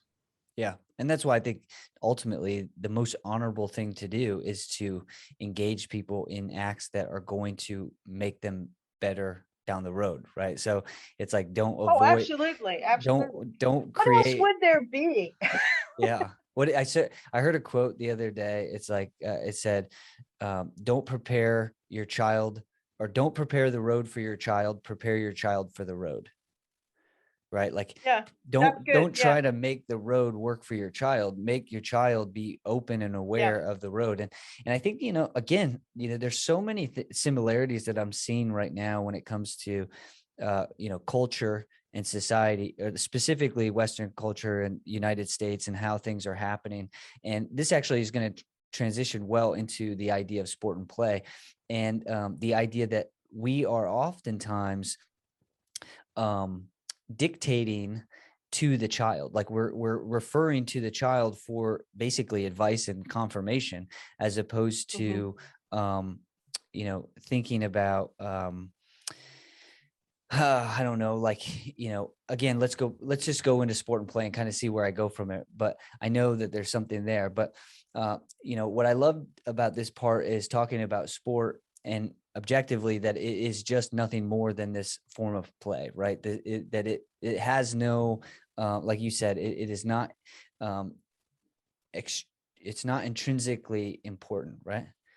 Right. It's not intrinsically meaningful. Yeah. And so, and Plato, I love that he talks about that, man is made of man is made God's plaything, and that is the best part of him. right? And it's Mhm. like again, sport is like so hard because you have to start from like a philosophical and spiritual point, right? Right, like you have to understand what the purpose of life is in some way in order to like go down this path. And obviously this is hard because children they're not going to have the ability Yeah. to do this. And this is why I think it's so important for adults to understand this stuff, because it's like, if we are here for play, to play in form, right, um then that's where we have to start from. Well, and what Plato's getting at is that um, gods have no needs, um, unlike we humans who have needs that we have to take care of. And so it's only after our basic needs are taken care of that we're able to do things like music and poetry and sports. And that those things in a way are the best parts. Is the best part of us is because we've gone beyond, like, let's say our animal, the things that we have in common with other animals, that they have to just do what it takes to survive. We can do what it takes to survive and try to be more like gods, that sing and do and play and do these other kinds of things. So in a way, play is really elevated. It's above our basic needs.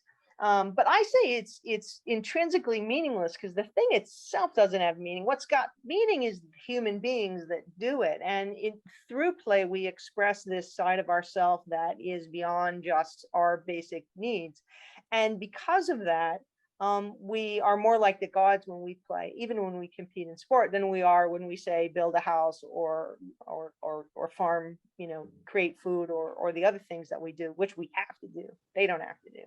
We Yeah. have to do. So it's kind of a beautiful thing. And one of the things you said that to start in sport, you have to have, what did you say? An Well, idea of what life is about, a well, philosophy. I think to start on the path of like the right path of sport kind of starts from a philosophical and spiritual connection to the that it's bigger than this, right? Like it's um Yeah.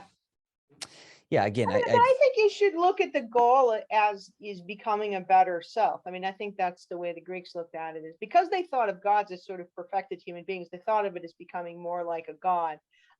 In modern religions, we tend not to think that way, because a lot of times, because the gods aren't so anthropomorphic. But it doesn't matter really, because what we're talking about is that in sports, humans are really important, and becoming a better human is really important. That is ultimately the purpose of sport. What Otherwise, it doesn't have a purpose. I mean, that and so I don't know that you have to have well, a that's kind of what you I don't have was to figure out what life is, but you have to be oriented toward putting sport in the service of, human development, of being a well, better person. and that's what I meant, right? You have to the people that engage others in the act of sport have to have some sort of understanding that this thing that we're doing is to be of service to greater mankind, right? That's why I like the way that they talk Yeah. about these things, because again, sport on the surface is meaningless. And so when people set out on these things thinking that the meaning is attached to the sport itself, are neglecting the fact that they're going to be 40 with a family and not participating in sports, right? And Hmm. so like you'll see adults who have children completely ignore or even maybe not acknowledge their connection to the afterlife, the divine, the meaning of society, what's the purpose of society, and they just continue to be blinders on these like superficial objects that then they send people down. So they lose context, they lose the perspective. One of the things I'm doing right now is trying to make a coaching program for parents and coaches, and one of the main goals, that one of the cultural beliefs that you have to have is you have to maintain perspective. You have to understand that it's not about the object that they're chasing, it's about the pursuit of the object that makes it worthwhile. And so it's like, Yeah. if you don't have that perspective and you don't maintain that perspective throughout, you will be blinded by the most human needs of what superficial things that distract the human Don't condition. matter. Yeah. So that's kind of what I was alluding to. Is like it's not necessarily that you have to have this divine understanding or a deep philosophical view of it, but you have to have the perspective that the sport itself is for the service of the child to become an adult and nothing more. Yeah. Well, I mean, and you could call that an orientation too. It's like that's or your approach to this activity should be about, them becoming better, everybody becoming better through it. Yeah. Well, it also gives context. So whenever the difficulties come up, whenever the problems exist, I always think this is funny because when parents come to me, I always ask, well, why did you get them in sports? Well, why do you think it's important? Why, it's Yeah. like I just go back to why do you think what just to make them think of the questions that they've never asked themselves, Yeah. and it's fascinating. But going into this, sport and play, and what is sport and what is what play is and what play is not, and it talks you go into who's the gentleman that had the six um, uh, let me look this up. Heisinger or Calois. Yeah. So starting with play is a voluntary activity, right? And Yeah. and kind of elaborating on the idea that in order play to order is no longer play. It could Right. be best forcibly imitation, right? So it's not Right. play if you are forced to do something. And again, Absolutely. Yeah. in youth athletics, it's almost entirely like forced, right? And again, I like that Yeah. you go into the other part of it where you discuss the idea that it's not necessarily it's an attitude towards things. Because again, I was told that I had to go to wrestling practice when I was 5 years old. I didn't choose to go to Mhm. wrestling practice, but when I Right. was there was definitely an attitude of play. And I wanted you to kind of elaborate on what play is and what play is not, and then the idea of voluntary and what that kind of means. So voluntary means that you do something not out of necessity because you have to. You do something for some other reason, out of your own free will, and it's really essential part of all play and of sport. I'll do even a quick version of it and go straight through play to sport. So if we think of sport as Bernard Suits had sort of a definition, it's called the shortens down to a voluntary attempts to overcome unnecessary obstacles. But it's really important. So you think about, what sport does. It constructs these artificial challenges. You don't have to do it in order to survive or whatever, but it creates a challenge, and you voluntarily, of your own free will, engage in that challenge. You go and you make your ears hurt so much they pop up or whatever it is you do for that. And this is really important because it's, again, brings us beyond the level of animals and brings us closer to the gods to do something. And then you usually do it in order to make yourself and your community better. And so if you were doing something, it's like any kind of the moral value of an action depends on my doing it voluntarily. So if somebody holds a gun to my head and says, steal Dalton's wallet, okay, I might steal Dalton's wallet, but you wouldn't say I'm blamed for that because I was forced. It also works for positive things. I mean, if the reason that you're performing, say, even in a sport or you're playing a game is because you're forced or you're going to be punished or something, then in a lot of ways, whatever good thing, or you say, you hold a gun to my head and you say, give Walt his wallet back, then the praise for what I did is also not mine. So voluntary is really important to have moral agency so that I'm responsible for what I do. And so the really beautiful thing we learn in sports is how to be responsible for our actions. So maybe when you were 5 and you were more or less forced to go to practice, I mean, this is something that parents do. They do have to force their children, but then you got there and then you voluntarily engaged in the activity. Through that process, you learn to take responsibility for your own actions. So even though you were sort of forced, you probably weren't, whipped or anything. But you don't feel like you have options when you're a child. And even Aristotle would admit that, and then say later, this habit thing, you get a child started in this way, and then eventually they will see the value of it, and they won't need to be forced anymore. But the voluntary part of it's really important because on a sort of this religious level in the ancient world, it made us more like the gods, but in a more just in terms of ethics and personal development, it makes us take responsibility for actions for what happens there. Yeah. And I refer to it. I mean, I repeat myself all the time when I talk about my goal is not to, instruct individuals in doing something. I want to empower them to take that ownership over, Yeah. right? Like sometimes, everybody wants an extra practice. Let's do an extra practice. It's like, well, why not let them go practice on their own? Why not let them, and one thing about the reason why I want an active gymnasium, right, is because I want to have days where I'm not saying or instructing anything. I want to Yeah. see and develop the empowerment of individuals taking responsibility for the thing that they like to do and engage in the process that they have to. And I think that's a quote that I wrote down. Maybe I didn't. Oh yeah, okay. A person made to play can play freely if he willingly does what he must. Right? It's like, Right. like you engage in that activity when you do the things that you have to do in order to do that thing, right? And empowerment is something that we really take away. We take away that agency and empowerment from individuals. And I see this all the time where kids don't know what to do unless you instruct them to do something. Yeah. And Yeah. it's like, wait a sec, you're telling me you didn't think at all about doing something on your own? Like you had to wait. And it's like, well, why would they ever get to that conclusion if all of their life is just being told what they have to do, when they have to do it, and Yeah. how they have to do it? It's like, it doesn't Yeah. allow for any space to emerge where an independent individual can kind of go, well, I thought I should try to do something else or do this or do that, Yeah. and then It develop takes a a real lot of passion for them. courage.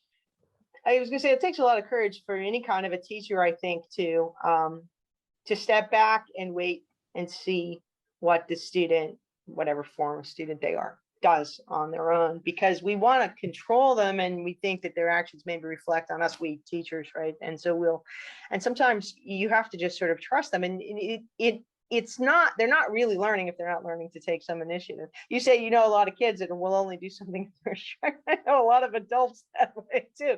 I mean, it's just a bad habit. Whereas when we're thinking about arte and we're thinking about the Greeks and what Aristotle was talking about, we're talking about somebody who in a given situation is able to figure out the right thing to do on their own. I mean, one of the interesting things about this form of ethics is that this in contrast with ethics that focus on rules and even commandments and things like that we're used to, this kind of ethics just looks at sort of moral fitness, preparing somebody to be able to do the right thing in a given situation without specifying what the right thing is, because we teachers, or it has to be recognized that you can't know what situation somebody's going to be in. So you can't you can teach them typical situations. I'm sure it's the same in wrestling. You can teach a bunch of moves, but you can't predict everything the opponent's going to do.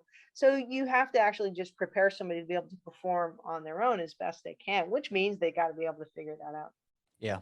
And figuring So it out, that's one of the phrases that I use, like figure it out, right? And when yeah, yeah, when I was in college, when you get to the higher levels of success, they just say find a way, right? Because yeah, it's like well, you're looking for answers. What do I do? What do I do? Well, find a way. I don't know. Find a way. yeah, And then now you start to understand that self agency of like, it's up to me to figure out the process or the path that I need to take in order to be the victor, to get the yeah, outcome that I need. I have to figure it out. And I think once you do that, you really start to understand that you possess the thing all along. It's not that somebody else has given it to you. You've actually possessed it the whole time. You just needed for somebody to say, hey, you got to do this. I can't do this for you. And I think that's yeah, one of the greatest gifts that somebody can give. But going into this talks about the idea of absorbing. And I really like this because it merged a couple of the concepts that we talked about before, about the idea that you have to kind of like, you kind of have to let go. You have to like stop trying. But at some point, you have to reach a level of proficiency and skill in order to allow yourself to not try, right? right, In order to kind of mhm, let the magic happen. And so, right, this idea of absorbing and in play, and how, when you're playing, at a high level, if you will, that's when actually you're capable of absorbing the most skills or the most understanding possible. And again, I think we talked about the flow state and we talked about the epiphany state before, as to like you have these epiphanies of enlightened states of like, oh, now I understand something, where you had to block your conscious mind out in order to get there. Right. Yeah. My So, colleague Drew Hyland uses the phrase responsive openness to describe what he calls the attitude of play. So that it's really like what we were just talking. You're in a situation where you're prepared to respond. You're open to what might happen and you're kind of prepared to respond, but it's not like you're executing a plan. It's like you go in and you see what happens and you sort of, as you say, you find the way. And sometimes it takes time for that way to show up. Sometimes there's, a lot of this is actually patience and sort of ceding control. We have this today. We want to just execute the plan. We want to be in control of everything. But I think one of the things sports teaches, you can't control everything. And so you have to be open to what might happen. And that's really good, because that's the way life is too. You can't control everything that happens in life. yeah. And this is one of the reasons why I like Stoic philosophy, just the idea that you can teach yourself to only focus on the things that you can control and ignore the things that you are not in control of. And again, this goes back to really this, I'm so fascinated that the ancient Greek society, like I'm curious, so you can correct me if I'm wrong, but you're suggesting that the entire culture understood the premise that you had to become something of worthy, of basically of worthiness, so that you could achieve some sort of success, right? It was like, it was literally Yeah. blocking out all of the controls and just trying for you to reach your arete. Is that like, was that like how many people inside the like culture like viewed that? Well, like think about something like that you might be more familiar with, say Christianity. And there's a lot of people that are Christian or that identify as Christian, and they have a figure in Christianity, Jesus Christ, who sets an example and kind of guides how they approach life. Um, and so you could say every Christian understands the approach to life that is exemplified by Jesus Christ or something like that. And that's what I'm saying about Greek culture. And in their case, the exemplars were heroes, people like Heracles and Atalanta and Achilles and Odysseus and all that, um, who achieved great things through effort, through ponos, by voluntarily engaging in a struggle that was for excellence. And so the excellence meant that they had to improve their communities, and in the process they would improve themselves. That's why I just say excellence, just sort of in general. And this then was reinforced by the people who were celebrated in that culture and how they were celebrated. Now, at the same time, there were all kinds of things that, went against that general principle, that general culture, where they said, well, there were critics, even Socrates said, you guys reward athletes too much. It shouldn't be just about that. So it's not that there was no dissenters and everybody was all in on this sort Yeah. of what I call the athletic ethos, but it was part and parcel of the culture, kind of the way believing in Jesus' approach to life would be part and parcel of the Christian culture. Now, within all the Christians in the world, you're going to get a lot of disagreement, a lot of different approaches, but in the background, there's always something that's common. And that's what I would say about ancient Greek, and to the extent that Romans adopted that culture, ancient Greek and Roman culture. And I think that we've inherited a lot of it, because so much of our Western attitudes come from there, although some religions like Christianity changed it quite a bit. But still, this idea that, well, one big difference that I think is really fascinating, the Greeks thought that humankind was in a state of decline, that we were getting weaker and worse and less harmonious among ourselves, and we were all getting worse, and everything was getting worse and worse and worse.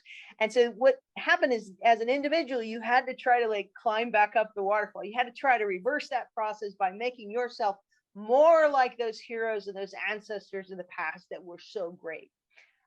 And in our culture, I find that a lot of times we tend to think that everything's getting better and better and better, and people are getting better and better and better. And so in that context, sport is kind of like, well, we're all getting better and better and better. It's not like we're going, we do have to go against this idea of decline. But I think that's part of the way that you have to see it, or maybe even if it's not over history, it's just you have to see in yourself a tendency to not be your best self. I mean, I think we all, or most people, will recognize, sometimes you do something, or you just, you're lazy, or you're just not what you already know to be your best self. And so you say, okay, I'm going to have to make an effort to try to be my best. I'm going to engage that. It's going to be a struggle. I'm going to have to be challenged by other people. I'm going to have to do stuff that maybe I don't want to do. I'm going to have to help people that maybe I don't want to help, or I don't like, or something like that. And so those are the kinds of struggles that I think get like modeled in athletics. And so athletics becomes this part of life that expresses this philosophy, like you're talking, this philosophy of trying to make oneself and one's world better by voluntary struggle.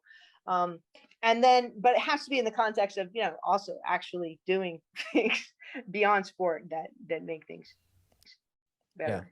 And, just to finish up, one of the things I like what you said is this idea that your obligation to develop, to give back to the community, to make your community better, and therefore that requires you to make yourself better, right? And so Yeah. there's a couple people that I follow that are in the space of like leadership and like development as stuff. And so one of the things Mm-hmm. that they talk about is like 20 square feet, like you control your 20 square feet of influence on the rest of culture, right?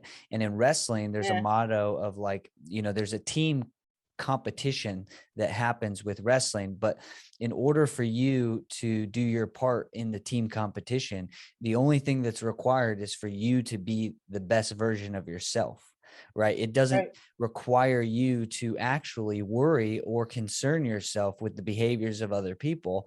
It's only that you should be focused on what you can do to make sure that you add value the most, right?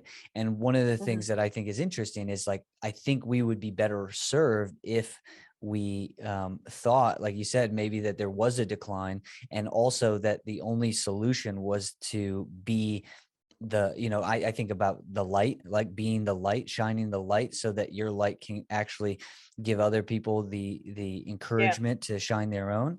And it's like what I love about wrestling is, or individual sports, right? I love individual sports because, oftentimes team sports are used to describe the benefits of collective group effort. And it's like, well, I Mm-hmm. actually disagree, because now you're not giving the personal responsibility to each individual to come together. And the example that you can use is like the New England Patriots were a very successful football team for the longest time, and like one of the things that the coach would post was "do your job." Right. So the collective team effort and the result of the team was based on the central premise that every individual had to do their job the best of their ability. And therefore, if you did that, then the team collectively would benefit. And I obviously think Mm-hmm. that right now, when we see something that's wrong, we look to blame and complain about it, as opposed to act as if like our own personal involvement in that wrong thing is the fact that we're not trying our best. It's like, well, it's like the president, right? Like people can complain every 4 years about who the president is, but nobody's upset that they are contributing to the society that wants those two options, right? And it's like, if everybody in a society or in a community took ownership of their own effort to the outcome, I think then it would be better in the long run, or in the short run as well. But Yeah. yeah, either way, that was Yeah. yeah. If there's anything else you want to finish up with, otherwise I'll let you go, and hopefully we can do this again. Okay. That sounds Welcome good. back to another episode of the School Wrestling Podcast. Today I'm joined again by Heather Reid.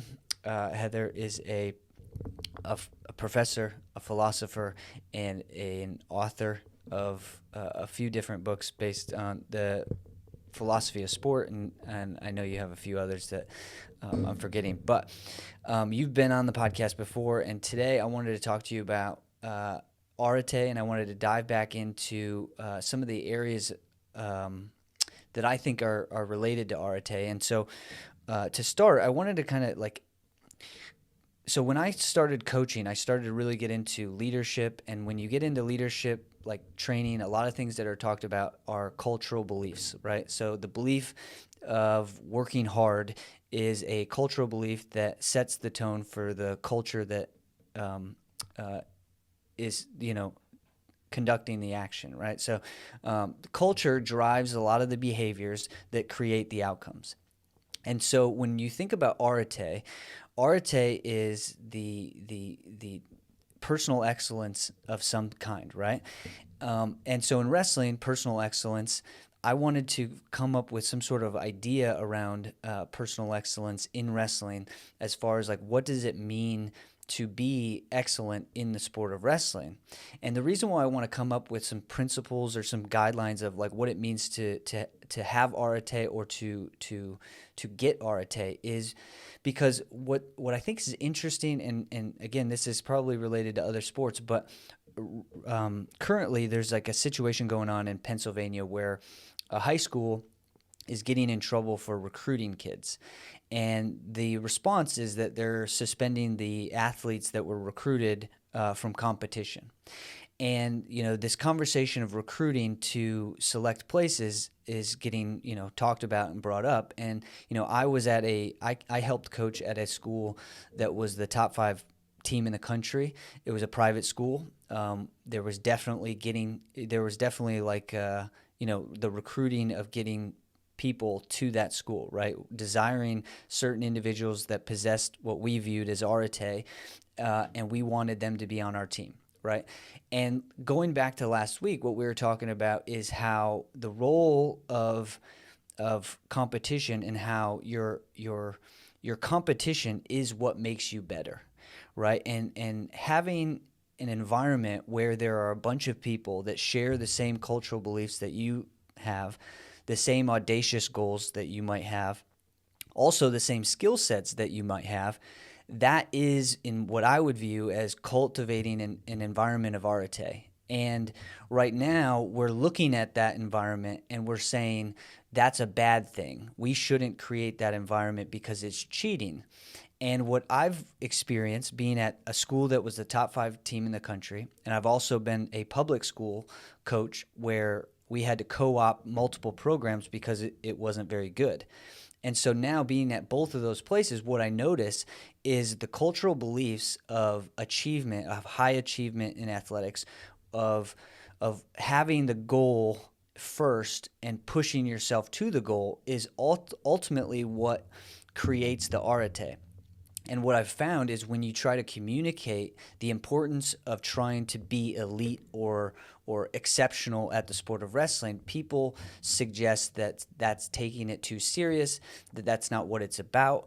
And you and I have talked before about like in order to achieve arete, to cultivate arete, you have to reach your potential. You have to push yourself to the point where you are the highest version of yourself. And in order to do that, you have to have something in front of you that makes you do the act of getting better every single day. And oftentimes, yeah. And so what I'm trying to figure out is there a way to communicate arete or even elitism inside the athletic world without spending too much time arguing as to why outcomes happen, right? So when somebody loses, they want to excuse the fact that they're not in their arete, and it kind of gets all out of whack. So I was trying to come up with some sort of principles or something, but I I can have go from there. three comments on what you said, that just to kind of clarify the discussion. The first one is you were talking about a culture of arte. And one of the things is when you talk about a culture, it can apply to lots of different groups. Like you can have a culture that involves like modern Western culture, right? And then you're talking about whole countries and regions and all this stuff. A lot of people would say modern Western culture includes, Canada, the United States, Mexico, Western Europe, blah, blah, blah. Okay. So one of the things you're talking about when you're talking about a culture of excellence, You can have very vague, very widespread ideas of excellence. But you can also have a small community that has a culture of excellence, like you're talking about having a particular wrestling team that is embracing this idea of excellence. And then that would be kind of like a micro culture, or it's a culture that you're cultivating in this small community. And I think that there's a philosopher named Jesus Illinden, and he writes about not going to remember so much. We work together. We feed off each other ideas. And I can't remember if the term is mine or his, but I basically called it a performance community, where like within a team or a small group of people, and this happens even when some of the people are your opponents, actually often when it's your opponents, because your opponents are the ones who really understand you and your commitment to excellence and the way you're devoting your life this way. And I call that a performance community.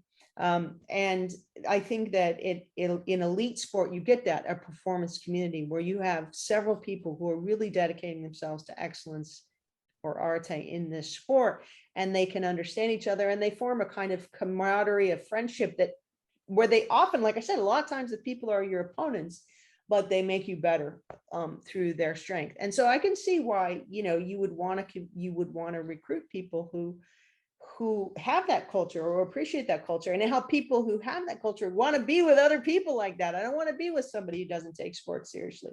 I don't want to be with somebody who goes out drinking Friday night. I want to be with other people like me who are really trying to achieve excellence. And so there's a lot to be said for that. And so a culture that you can have in a small community and what you might call a performance community.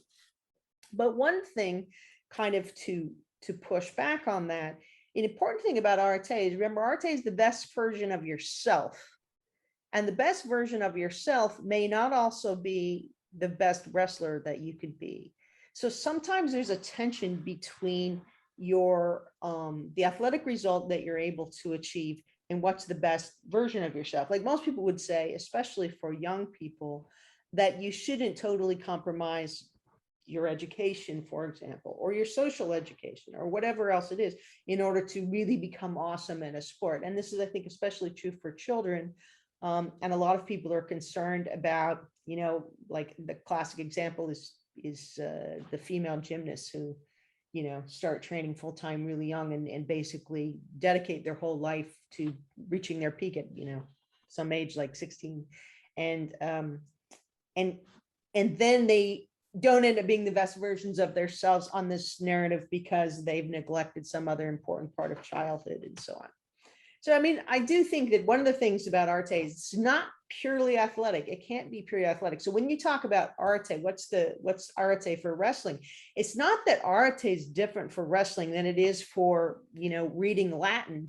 The difference is that the qualities of arte, like classic courage, self-control, respect, these kinds of qualities that are fundamental in arte, they just get played out differently in different activities. So the wrestler who has arte is going to show courage and respect and self-control and how they train and how they compete and all that. But you can show that in other things. And so one thing is you don't want to confuse skill or even success in a sport with arte, because arte are the qualities that should be cultivated through and expressed, and they should lead to good results in sport, but that's not always true. Yeah. It could be that you end up ruining, you become you could be, a horrible person who fails to respect your competitors, and then somehow you could still be successful as an athlete, but you wouldn't have arte. Yeah. So how would you measure what's possible though, without like going like, so, I never won a state title. So maybe somebody could say that my athletic skill wasn't good enough to win a state title.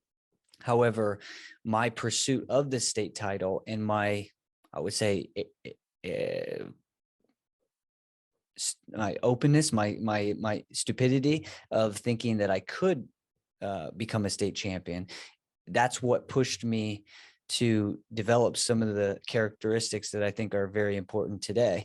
So athletically, although Why I do you call it failed, stupidity? well, just the idea that, Maybe you You were in the wrong state, I mean. no, definitely. I mean, I beat other kids that were state champions in other states, but my point being is, I think there's a level of I don't know, ignorance that you go, oh, I could do that without knowing whether or not you could actually achieve it. It's that Yeah. you believe that you could do anything to the point that you push yourself to try to accomplish that thing. Even when you fail chasing that thing, it's the act of chasing that thing that's what created the growth in the first place. Oh, So, exactly. Yeah, yeah, yeah. In but fact, and if you never failed, you may never. I mean, if you think of it, sometimes I say that sport is philosophical in the sense that it's trying to find the truth. And I think, especially when you're young, what you're trying to do is find a truth about yourself. Like, can I be the state champion? And of course, you have to believe that you can in order to put everything in place to compete for that. So let's say you fail. Okay, so you weren't the state champion, but you found all of these great qualities in yourself, and some of your limitations. And that knowledge is super valuable, whether or not the external, actually win this contest. Which, so when you think about it, is kind of silly because you could win the contest without having the knowledge or without, by some fluke or whatever. And then you really wouldn't have anything as valuable as the knowledge you got in pursuing that goal. So so what I'm saying is that the sport result is not necessarily a measure of the good that you got out of sport.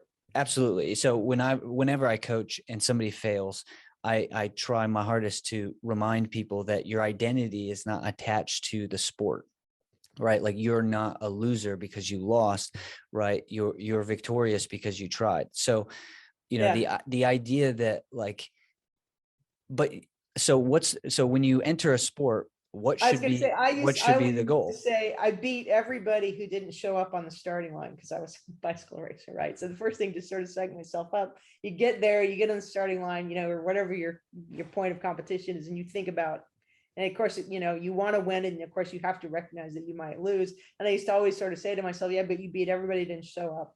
So, so when you say it's victorious, I mean, in a way you Yeah. are, just because you're taking the risk. But so when you start a sport, so when you engage in sport, like the goal is arete, but how do you set forth into the sport? Right. So like, what is the outcome that you're after when you start into sport? Like, if you want to, if you're supposed to want to win the game, right? So I thought about this, like the point is to win the game. Right. So if you don't want to win the game, like, should you not participate in the activity? Well, no, the point is not to win the game. I mean, the point of the game is to win the game. But The game, it is baked into, people say, well, winning doesn't matter in sport. And that's just wrong, because it's baked into a game. The object of the game is to win. So if you, there's a philosopher named Bernard Suits used to call it trifling. If you play a game and you don't care whether you win or lose at all, you're not even trying to win, you're not respecting the sport. You're not even, that's not really being an athlete. That's not respecting the sport. The point of participating in sport as a lifestyle, which is completely different than just the competition. So many people think of sport as competition, where really in the life of any athlete, competition is a relatively small amount of what you do. So the decision to engage in the lifestyle of the athlete, the goal of that is to become a better person. So this is different. See what I'm saying? yeah, no, I definitely agree. But how do you get how do you get someone to engage in the act of being an athlete to its fullest potential without having an external goal that makes them push themselves past the point of, the testing of yourself, the expansion of yourself?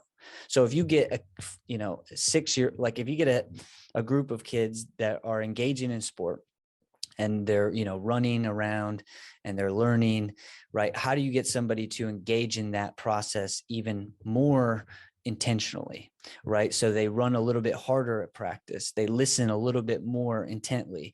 They care about the details. They go outside of practice and they do more, and they think about it more, and they try to find other resources to make them better. How do Yeah. you do that without having someone have a measuring stick in which they're supposed to go after? Well, I think you do want a goal. I mean, just like you were saying, your goal was to be the state champion. And what the goal does is, the goal for me is a kind of a question, in the sense that it's not a question what you have to do. Being a state champion is very clear what you have to do. Um, I think all athletes, they used to tell, set your goals, write them down, give the amount of time, what year you would like to do this, and you have a kind of a logical progression. But what those goals are in sport are a proxy for the kind of person that you would like to be.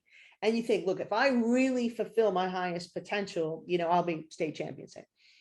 And then what you might run into is that your highest potential is actually not state champion, it's regional champion or whatever. But by setting your goal, you had to set a really high goal even to just kind of explore that possibility.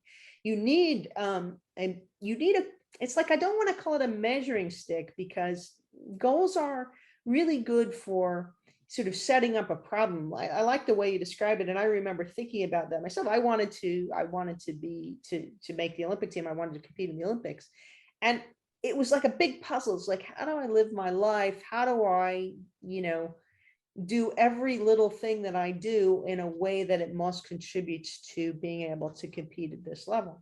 And in the end, I never did make it to the Olympic Games, but as I went on, I learned more about myself. I also learned more about the goal and what it would take. And actually, in my case, at a certain point, after I'd been to the Olympic trials twice, but not quite made it to the final round, I realized that to continue on, there were certain, like, for example, I had always continued my education. And if I really wanted to push harder, I might have to do some things that I didn't want to do, including not pursuing my studies. And so I ended up, pursuing my studies.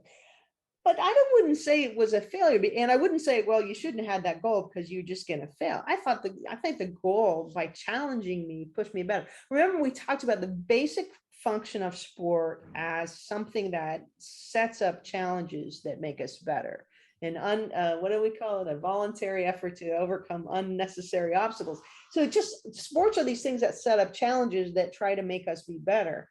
And the goals are a way of expressing a challenge. It's like setting a challenge for yourself, kind of, within sport, that will push you to be better.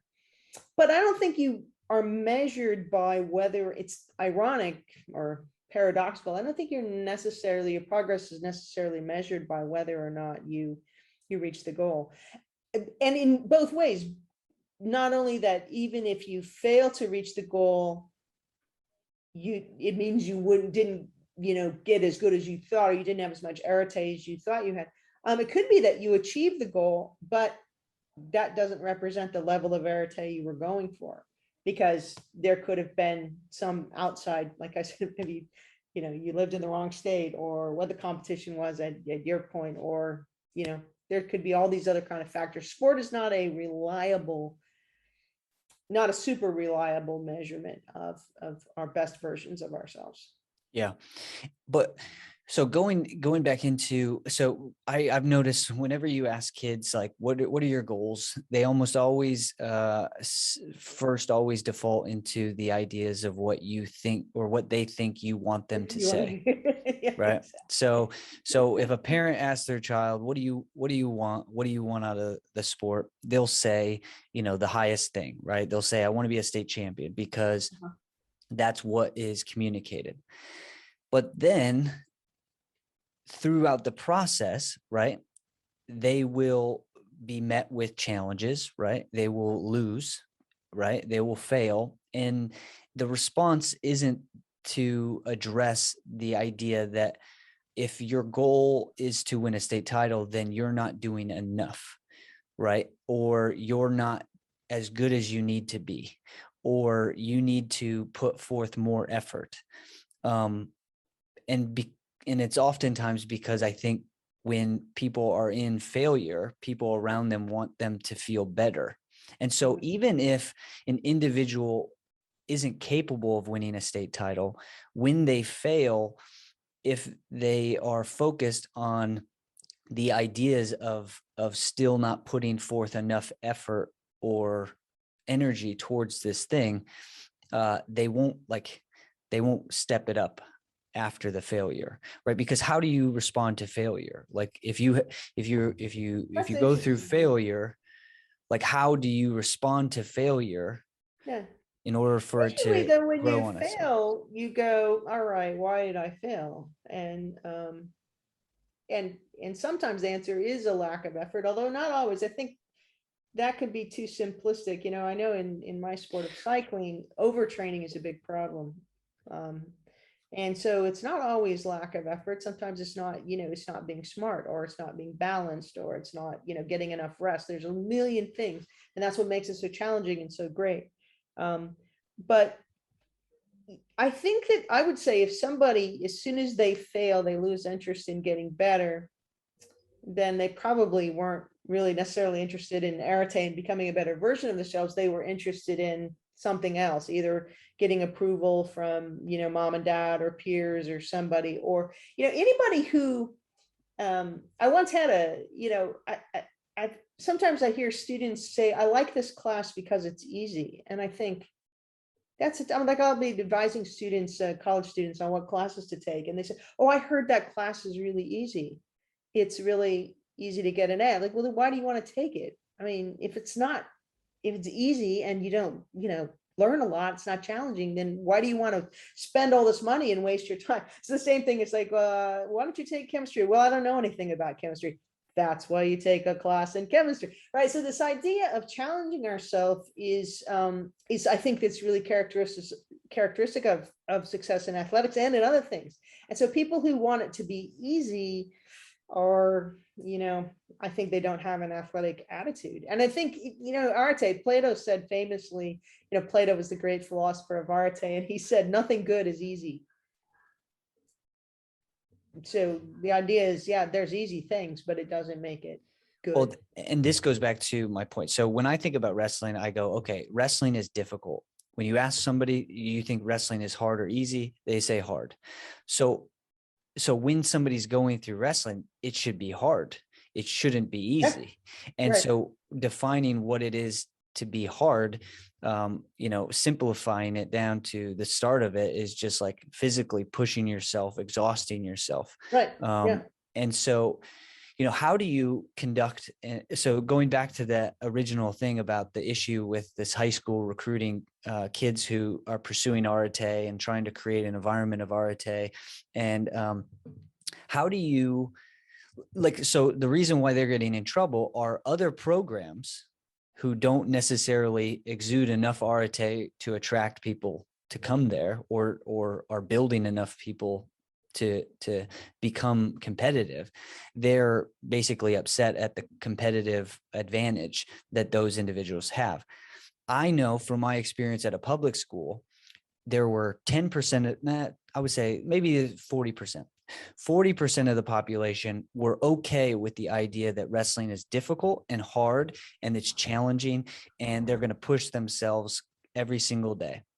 And then I have 60% that think that that's taking it too far, that sport is just an activity, that they're just supposed to be able to go there after school and participate at their own leisure, not what the environment of the group is.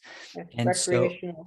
Yeah. in wrestling, it's really like an orchestra, right? And so you have 30 wrestlers, and if you get 20 of them in an environment of working and creating a pace, creating a focus, creating an intensity, and then there are 10 individuals who are completely not wanting to be there. They're lazy. They don't take instruction. They do not care about arete in sport. They don't care about the sport itself. They're there because of other reasons.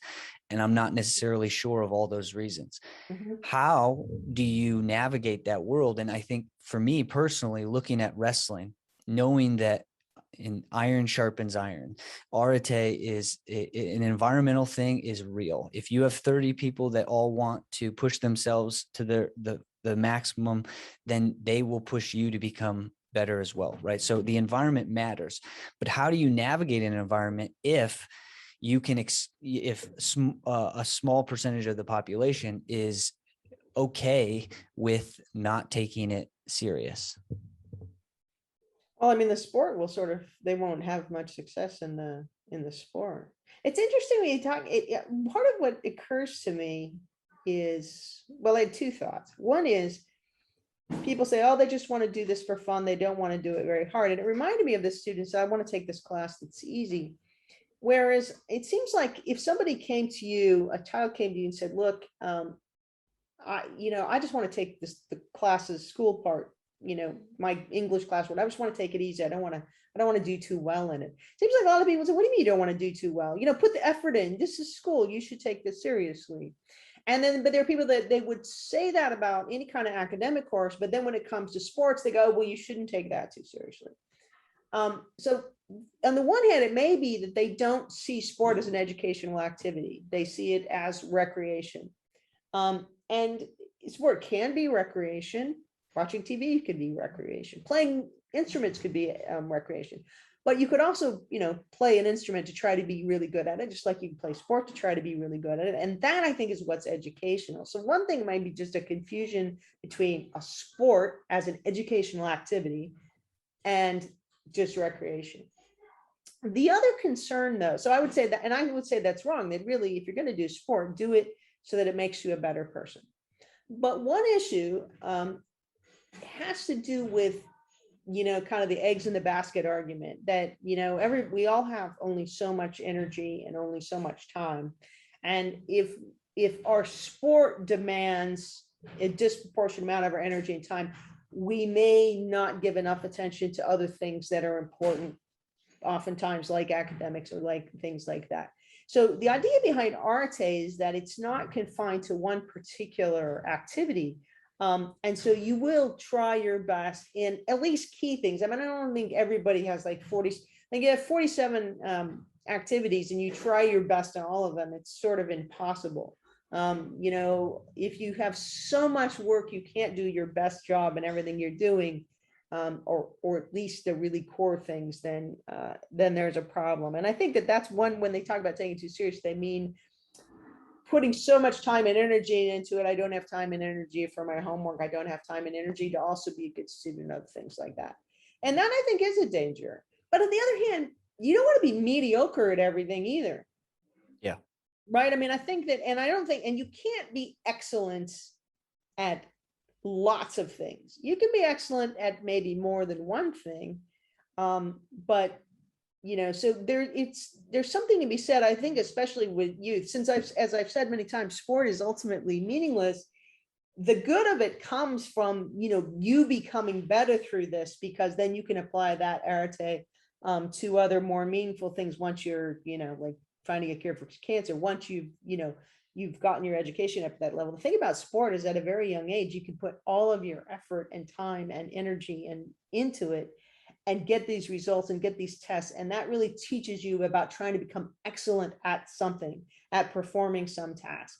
And that lesson, I think, is really important. So one of the things is, if you're going to take sport just recreationally, then I hope you're taking something else seriously. I hope you're trying to be excellent in something else, because learning how to be excellent at something is important. Yeah. And not just trying to get by. I mean, I've had so many students in my career, they just try to get by with a minimum. And they just try, whatever they're going to get, whatever the grade they want. So then they blame the professor. They don't give them the grade they want. It's like, you could have done better. Oh yeah, but I didn't need to. My other professors don't make me do better than this. They give me good grades for doing this, crappy work. I feel like, come on, you need to try to be the best version of yourself. And so, yeah, and so I think there's that question of commitment, but real arete would mean trying to be excellent in several things. Yeah. And if you're a student, then that would be also something you would try to be excellent in. Yeah, I love what you said. And like, my own awareness or experience around this is like I had an affinity towards school as well. I had straight A's until I was a freshman in high school. But once I got focused into wrestling, I just didn't care that I got straight A's or not. It wasn't something that I was pursuing for my own personal sake, right? I attached myself to, oh, I love wrestling. I'm fascinated with achieving more in wrestling. You know, physically you're developing, you're everything kind of like encourages you, that fostering of more and more focus and discipline and determination, right? And like, just thinking it back to my own ability from a maturity standpoint, if you were to say, hey, focus on school, you can't wrestle, there's nothing, I would not probably have motivation or even the desire to pursue that. I just wasn't mature enough to think of education in the sense that you needed to expand your mind for many reasons, economic reasons, social reasons. You know, I was not aware of that stuff. However, because of the aspects of sport, they don't require, like, it actually, like, maturity almost comes through the process of sport sometimes, where you, every time you push yourself, you become a little bit more mature than somebody who definitely isn't. And so it's like one of those things where I think, like, again, like you said, you're trying to teach yourself how to be excellent in other things that you do. Well, if you take sports serious, you will understand a process or a system, right? Like, I like to think of a system thinking that comes from wrestling and sports in general. You know, you got to do these things over and over again, you know, and through that process, you'll get better.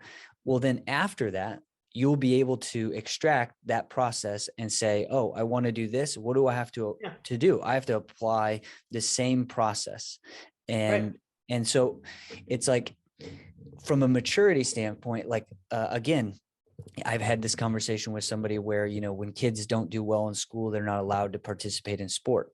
And it's like, what if by not participating in sport, you're actually, you're taking away an educational opportunity that then that person could reapply later on in life, because they simply weren't interested in so-and-so's English class. That, because again, the difference is, you know, if you were teaching philosophy, I'm fascinated, I'm interested, but you're not the teacher that's at a, you know, random high school in, you know, a Midwestern town, right? Like, so that person might not be a very good educator. And so because that person might not be a very good educator, you might not be inspired or motivated to pursue arete in that specific thing. So it's like, whatever is able to trigger that inspiration towards arete should be able to be concerned as an educational experience. I definitely think so. I mean, I think that often I reflect that as a scholar, that, you know, for me, training, reading is like training. You know, I know that in order to have a good performance in creating good work, I have to do all of the work, all the preparation. You get into a certain kind of, you know, mental fitness, and you get into a certain amount of knowledge, and then you're able to do something with it. Just like as an athlete, by piling on all this training and competition and experience, you're able to put on a better and better performance. So again, like this idea of a performance culture that we were talking about, and with children especially, I think that they, like you say, you get a passion for sport, and sport will teach you that you have to work hard, that you have to, you know, not just do whatever you want all the time, that you have to deal with failure, that you have to do all these things in order to be excellent at the sport. And it's true in any kind of performance thing. Again, I mean, I mentioned music, but ultimately almost every profession is some kind of performance. Sales, being a lawyer, being a doctor, coaching, you know, teaching, anything you think, it's a performance, and it involves taking a lot of knowledge and experience and everything, putting it into a really good performance. And so, yeah, being able to, you can become excellent at sport at a very young age while you're still immature, like you said. You can, you know, reach after excellence and get a lot. And then actually the other thing about sport, and maybe this is good, after a fairly young age, you can't really be that excellent anymore. And in most sports, after about 30, it's very hard, you know, you're going to at best plateau and then eventually go down. And so in a way, youth is a good time to pursue excellence through sports, so you can learn about pursuing excellence and be able to have that later in life, and be able to deal with, you know, we're talking about losing. to learn from losing, you got to really want to win. And sometimes I wonder when people, they don't care if they win or lose, it's really that they're afraid of losing. You got to want to win, and you have to, losing's got to hurt so that you can, like I said, be motivated to try, to do better the next time, or just, it'll stop you and get you to think. Yeah. So, yeah. So just, kind of reinforcing this idea. I think you just said, if you don't want to win, then it's going to be difficult for you to pursue your arete, or your pursue better, right? To not care. Yeah. And so like, shouldn't we be able to, or should we just generalize, like, I think, what I'm trying to get at is, like, what we were saying is not every single person is athletically capable of winning a state title, but couldn't that be the collective goal? So if a child or a person isn't understanding philosophy, isn't understanding arete, like, what is the most practical thing that you could attach to arete that says, this is why you wrestle? You have to pursue getting a college scholarship. Like, I'm not necessarily saying that that's a good one, but by saying this is the goal of it, at least that is setting you on a trajectory of, like, going after it. Whether or not you get it or not is actually a display of, like, the work and effort and skills that you possess. Yeah. And there should be a progression, right? I mean, you don't go, take somebody and say, okay, you got to be a state champion. I mean, there are different steps along the way. And that's part of the lesson. Nobody just goes, I mean, I meet a lot of people who, if they can't be really, really good at something right away, they don't want to deal with it.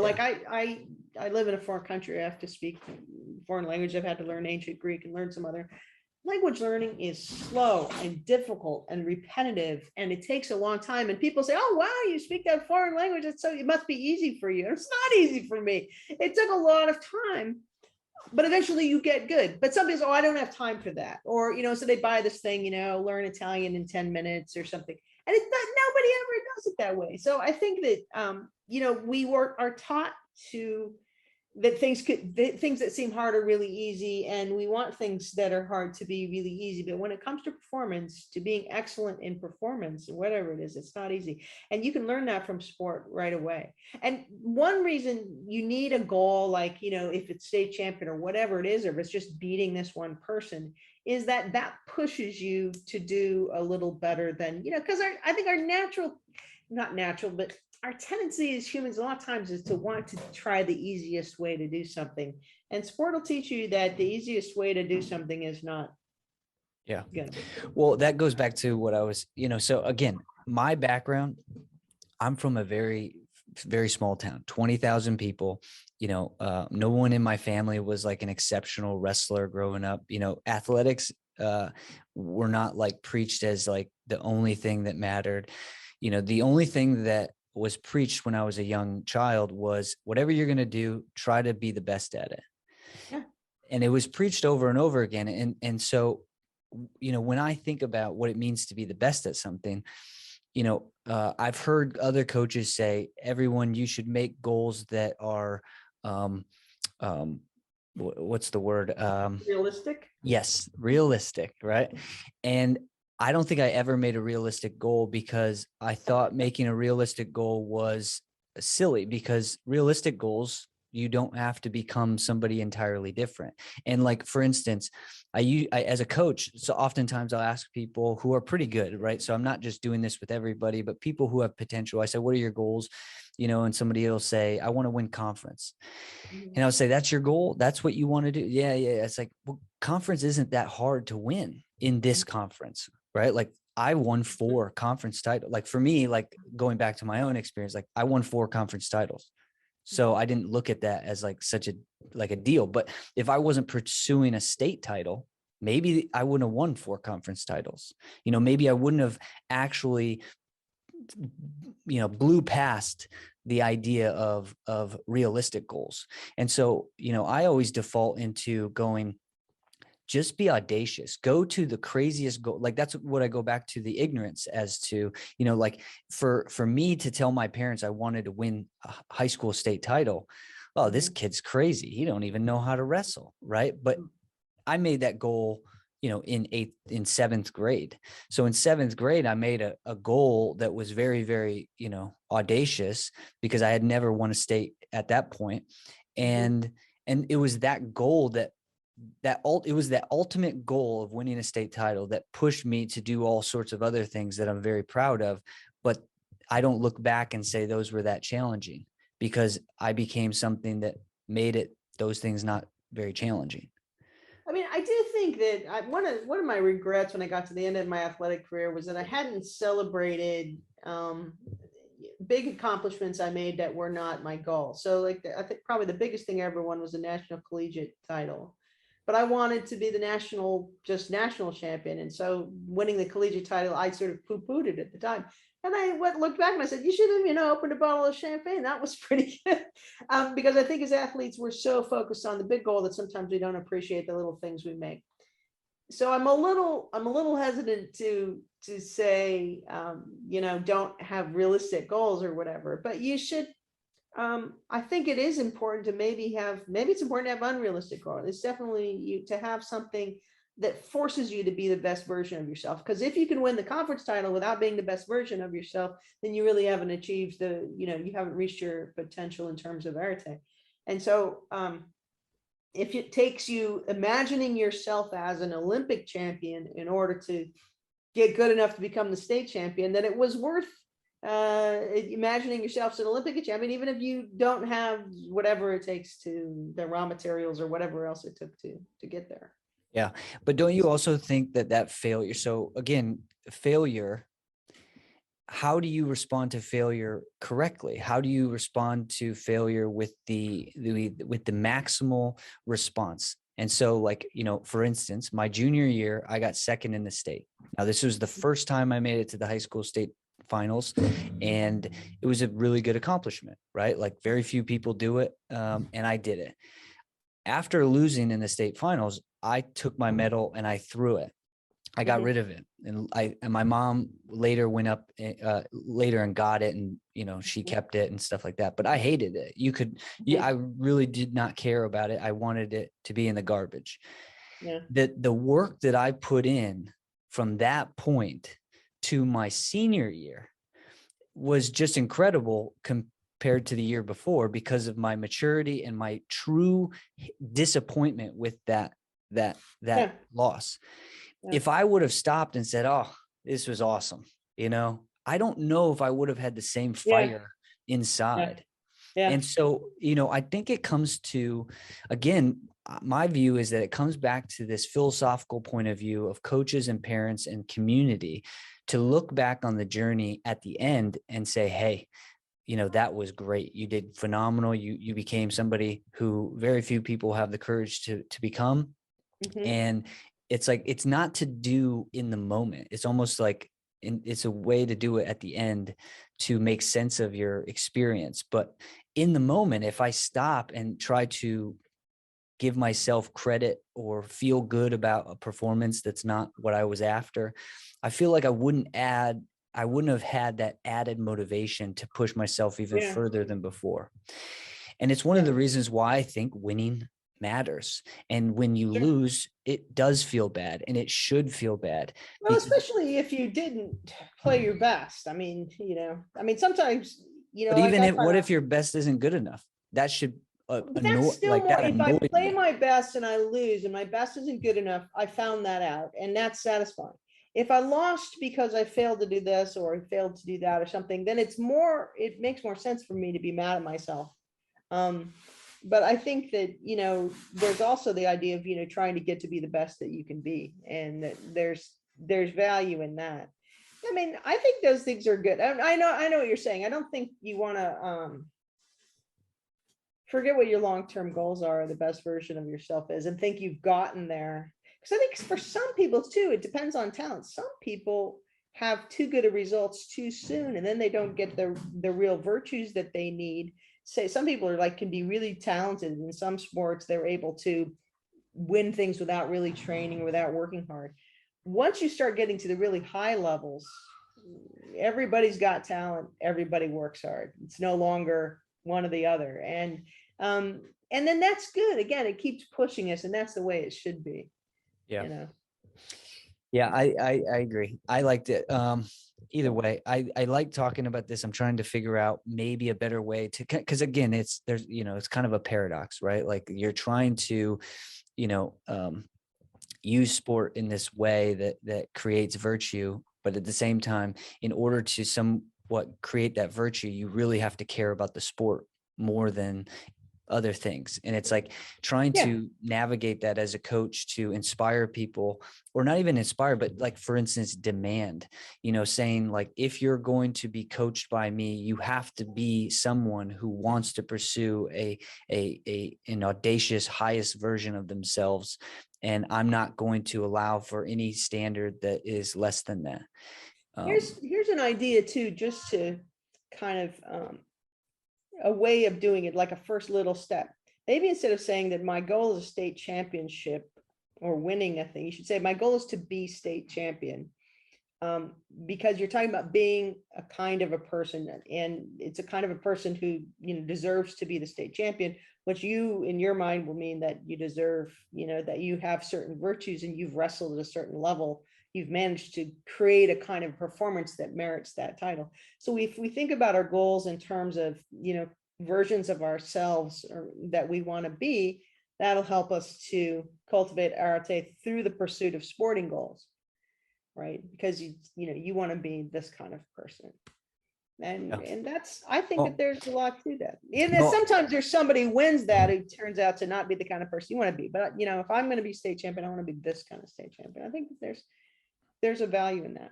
yeah, I agree. I from my own experience and from my experience as a coach, I often say, whatever your goals are, now go write down, what do you think that the person who achieves that goal should do on a daily and Yeah. weekly Good. basis? Yeah. Good. Be- Yeah. Yeah. yeah, Yeah. because early on, that's how I kind of learned. It's like, what do you think they're doing on every Monday during Yep. season, or and Yeah. and that is honestly, I agree, that's one of the best ways to objectively go, okay, I'm worthy of these types of accomplishments. But Yeah. all right, well, Heather, thank you again for Yeah. chatting with me, and I will talk to you soon. You enjoy the next Okay. 2 weeks, and Okay. Well, I'll see you then yep, after Thanksgiving. thanks again. So I think one of the things that gets lost through with sport and education today is that when we talk about education, people think of only classroom activities, academic activities, writing papers, taking tests, reading texts, solving mathematical problems, maybe doing experiments. And they don't think about education of character and learning how to perform, and particularly learning how to do good actions. So like, even if I have memorized, I could explain to you exactly how to play a piano or something. I can't just play the piano. Or even I've even met people who they know all the rules of a foreign language, like they know the grammar and so on, they just can't seem to speak it. That performance aspect, being able to put what you know and how you feel and everything into an activity, a performance, is very difficult, but extremely important, because no matter what activity you do later in life, or almost every meaningful activity we have, means not just knowing what to do, but being able to do it, and to do it well or with excellence. And that performance part is the part that we really kind of learn through sport. In a way, sports performances, as beautiful as they can be and as exciting as they can be, they don't necessarily accomplish great things for the world. But the performances that do accomplish great things for the world, again, it's the same basic formula. You have to know what to do, you have to do it, and you have to do it well. Yeah. And, just talking about this role between sport and education, and originating, with, Pythagoras, but specifically Plato. And you said that Plato saw philosophy itself as a reflection of the athletic struggle. So like philosophy was basically, I mean, so sport, like the process of sport represented the process of philosophy in the most uh in a way to compare it best, right? Yeah, because philosophy was the struggle for arete, which means excellence or virtue. In other words, to be really good at what as a person. It represents the struggle for that through testing and questioning. And I think what happened is in very early Greek culture, way before philosophy, they were doing sports. We talked about this before. They were doing sports as usually in initiation rituals and in other religious rituals, where they were trying to create performances that would teach people about what it means to be a hero or to be excellent, to have the kind of qualities that were in their mythological heroes, people like Heracles. And so what happened with the philosophers, and I think Socrates was the most famous one, and then Plato, who was Socrates' students, made him really famous by really formulating this into a serious educational system. They took that spirit of sport where I always think wrestling is the perfect example, because your opponent's resistance makes you better. So by engaging with somebody else who resists you, who tests you, you get better and they get better. So that's an agon, that's a struggle. And so the idea was, by sort of matching yourself up against someone else, you're both improved. And that's the model for education and philosophy. So what you get in early philosophy, people like Socrates, he'd go up and he keeps asking people questions. And it's like verbal wrestling. In fact, I think you said to me once that you got interested because of my paper called Wrestling with Socrates. And so there's this idea of agon, or struggle, and testing of ideas, or testing, just like there's also testing of physical strength and so on. And it's through that process of struggle and questioning that you actually become better. And so that's the basic model that I think that Socrates in particular, and then Plato, and then other philosophers took over. That's why you can't do philosophy like all by yourself. You have to debate. And even today, we, in professional philosophers, present our work to others who ask us questions and combat. And you could say, well, that's not very nice. They're criticizing what you wrote. But no, that's what we want. We want, this challenge, because we know that our idea is, the more questions you ask me, the more you test me, the more I'll understand them better, and the more that I'll get better, and also the person challenging me. Yeah, and that core philosophical principle of is there unattachment, because the objective idea or the argument or the truth is something outside of ourselves, right? And Right. so it's like that intellectual curiosity towards that is what oftentimes encourages the process of pursuing a well-matched opponent, because that well-matched opponent is what creates the best argument or the best skill. Right. And so you have to have some sort of emotional detachment. You can't be upset when somebody challenges you or pushes you or tells you it's wrong or something like that. Right. I mean, that's why, and usually most people will experience this. I mean, everybody's going to have, you might have a different relationship with a particular opponent for whatever reason, but an opponent by definition is, somebody who struggles against you. So oponos, which is a word for effort and also pain, but another word for struggle. And the opponent is the one that sort of causes you to struggle. So they resist, by resisting your advance and so on, they make you work harder. And really, opponents are making each other better, because they're both going for the same thing. They're trying to become more excellent in what they do. And by challenging each other, they do that. Now, if you were to challenge your opponent in a way that doesn't make them or you better, then you're not a good opponent. And we have that, if somebody cheats, or, the famous, Nancy Kerrigan Tanya Harding, the ice skater paid somebody to go and injure her opponent so that she would just not be able to compete. Obviously, that goes against the whole logic of competition. But the positive logic of competition, in fact, the Latin word competitio means to strive together. Com means with, and petio means to strive or to struggle. And so the idea is that by struggling against each other, we become better. In fact, I recently came up with a definition. I was writing a paper about heroes, and my definition of a hero was, or I called it, I said a hero has a particular ethos. They have a particular way of looking at the world. And that particular way of looking at the world is like what I call an athletic ethos, is one where you voluntarily engage in struggle for the sake of excellence, for the sake of becoming better yourself and making your world better, which the Greeks don't, in modern times, we think individually, like, I want to get better for myself, but for the Greeks, you're always part of a community. And so you only want to get better in the context of also making your community better.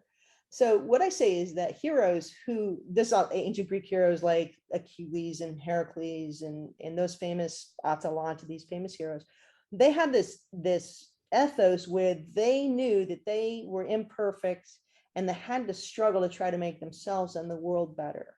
And so that's what an athlos was. And they entered into this voluntarily in order to do it. And I think that's what we get in sports. I mean, you go in and when you think about, why do you wrestle? Why do you go through all that sweat and pain? It's to make yourself better.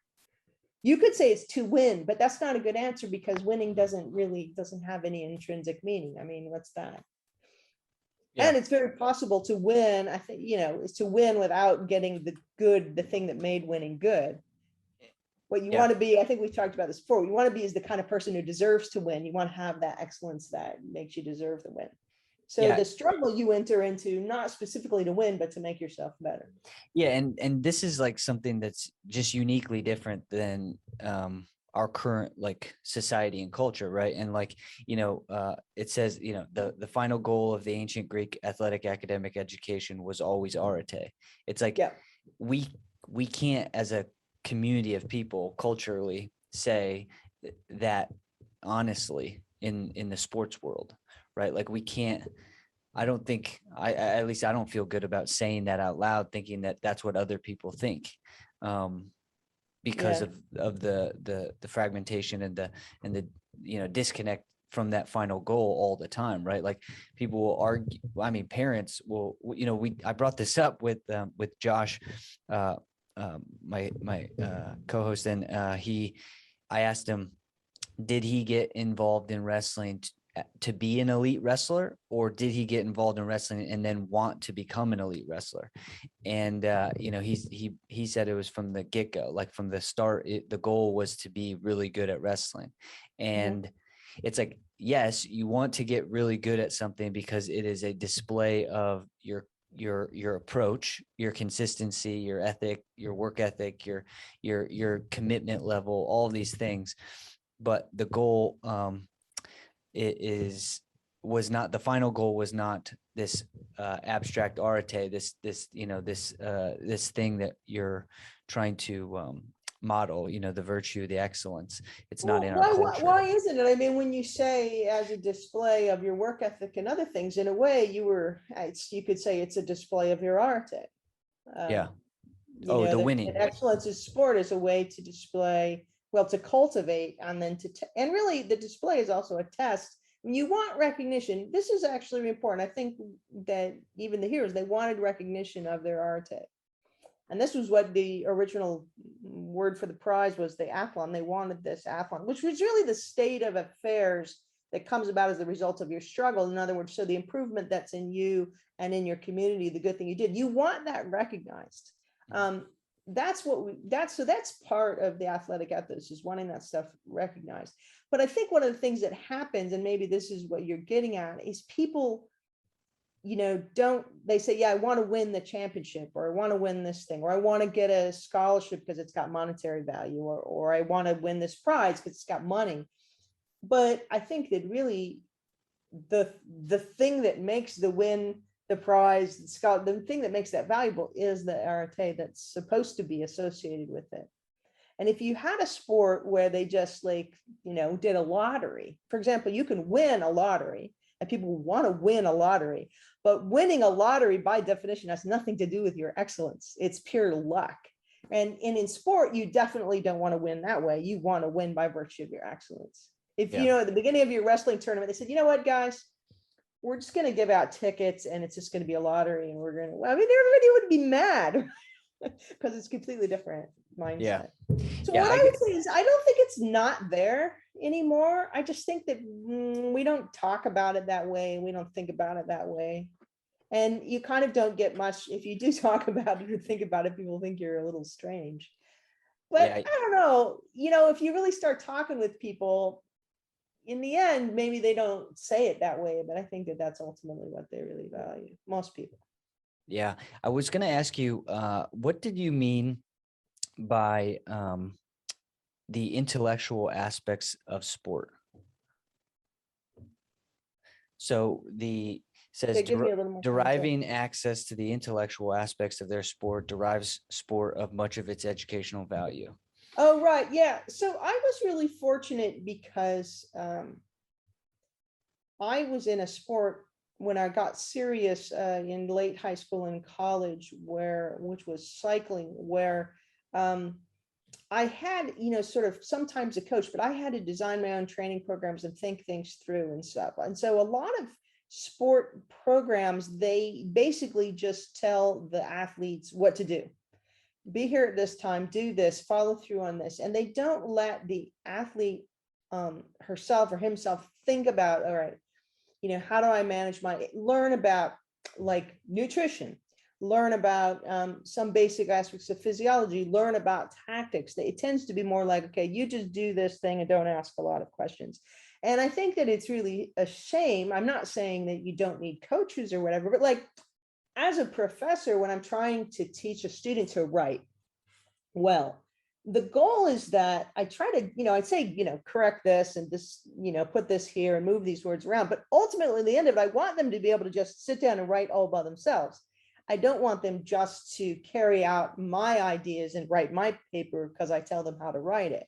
And I think that too often sport gets coached in a way, it's just do what I say. And there's not a lot of concern for whether at the end of it, the athlete would be able to go out and design their own training program, figure out their own. But a lot of it's because it's, they're very complicated team sports. If you think about things like, football and basketball, where there might be plays and other things that may not seem appropriate, but it's an educational system, So I think that too often we think of athletes, and even in a scholastic, a school context, as these people that can only do this much and just carry that stuff out, and they don't have and as a result, they don't have the opportunity to learn about a lot of the stuff. And I only learned about this because, like I said, my experience was different. And so I was interested in nutrition, and I had to learn a lot of this stuff myself. I was reading books. I was, trying different things. And I think that was a great experience too, in being creative, finding things out. And then I would talk to other people who were in very organized sports that they just, they basically, and their thing was, I just got to show up at practice, and then they tell me what to do. And I thought, well, that's kind of a bummer because you miss out on that side of it. Yeah. I think that's what I mean about intellectual aspects.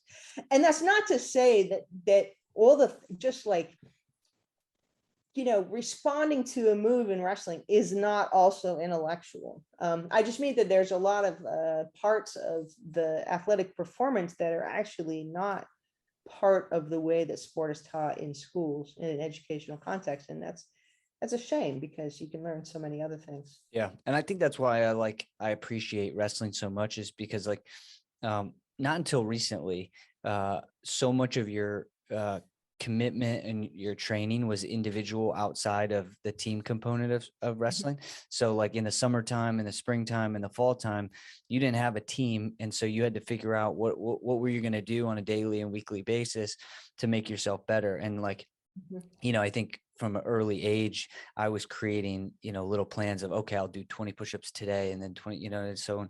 And it kind of led me into my own curiosity as to how to create protocols that were, most effective and most efficient at creating, the outcomes that you wanted.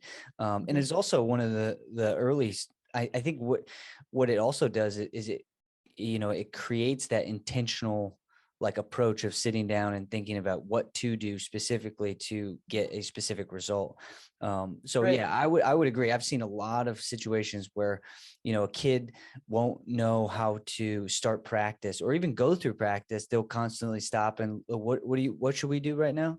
It's like, well, you're in a wrestling room. You can do basically whatever you want. If you're here to get better, then I shouldn't have to tell you what you're not good at. You should kind of have a list of that stuff.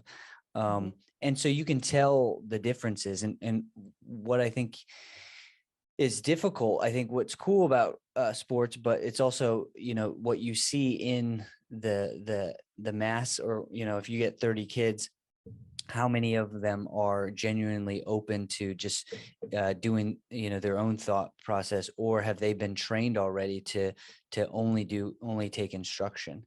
And I think that's being talked about a lot. I think people still mess it up because they're so afraid of their kids failing that they go, Yeah. well, I can't leave it to them to make a plan. It's like, well, Right. They might blow it. Right. yeah, it's like they, and I think that's the hard part, is a lot of people are not willing to Yeah. watch their child or athlete fail because they think that that's negative, where it's only negative if they take that failure and don't learn from it. It's like, Exactly. Yeah. because otherwise it's just a time thing, like every year you're still playing the same game of learning from your failures, getting better and going from there. So yeah, that a lot of people don't do that, especially competition in college. And this is one of the things I want to get to before we go. But like in college, I remember a teammate of mine, he told me a story about one time he came off the mat, and our coach at the time told him, if you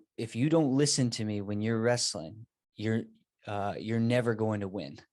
Right. And what's Yeah. just funny, because this is character stuff. He in response told the coach, watch me. Right. So he was like a very independent person. But Uh-huh. you see in college sports, because so much of the outcome is a reflection of the coach, or the coach's job is at potential risk, that they don't want to allow variables to exist. So they try to control Right. every variable. And so the way that they control every variable is they say, you have to do something a specific way, because that is, statistically the best case scenario for us to win, which means I get to keep my job and, my Right. career. So it is interesting that we take away so much of that individual pursuit. That's why I mean, personally, I don't like coaching. Like at competitions, I hate coaching, because like out of all the moments where you really want to create that curiosity or intellectual capability, it's inside the competition, when there's, maybe there's loud noise from Mhm. the stands cheering. There's chaos between what's going on over there on that side of the gym and over here, right? There might be thousands of people in the space, right? And then your mom's yelling, your dad's yelling, everybody's yelling. The ref blows the whistle, the wrong whistle. There's so much chaos that, like, why not just let them try to like figure that Yeah. experience out?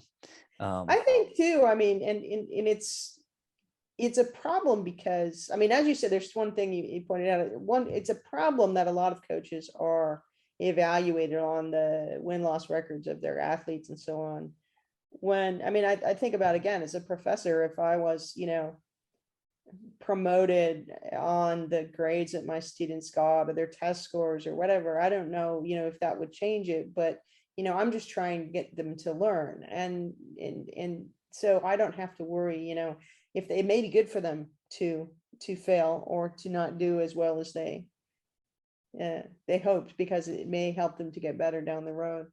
But yeah, the point too about coaching, and there's been a problem in cycling. A lot of the professional riders now they have radios, and they are their coaches are in the cars, and the coaches now have constant contact with the riders. And a lot of people have said it's really kind of ruined the sport, because the riders, instead of trying to figure out the race and figure out what's going on, they get all the information from the radios. You don't have to be at the front, and you don't have somebody on the team that's paying attention to who's off the front or who's off the back.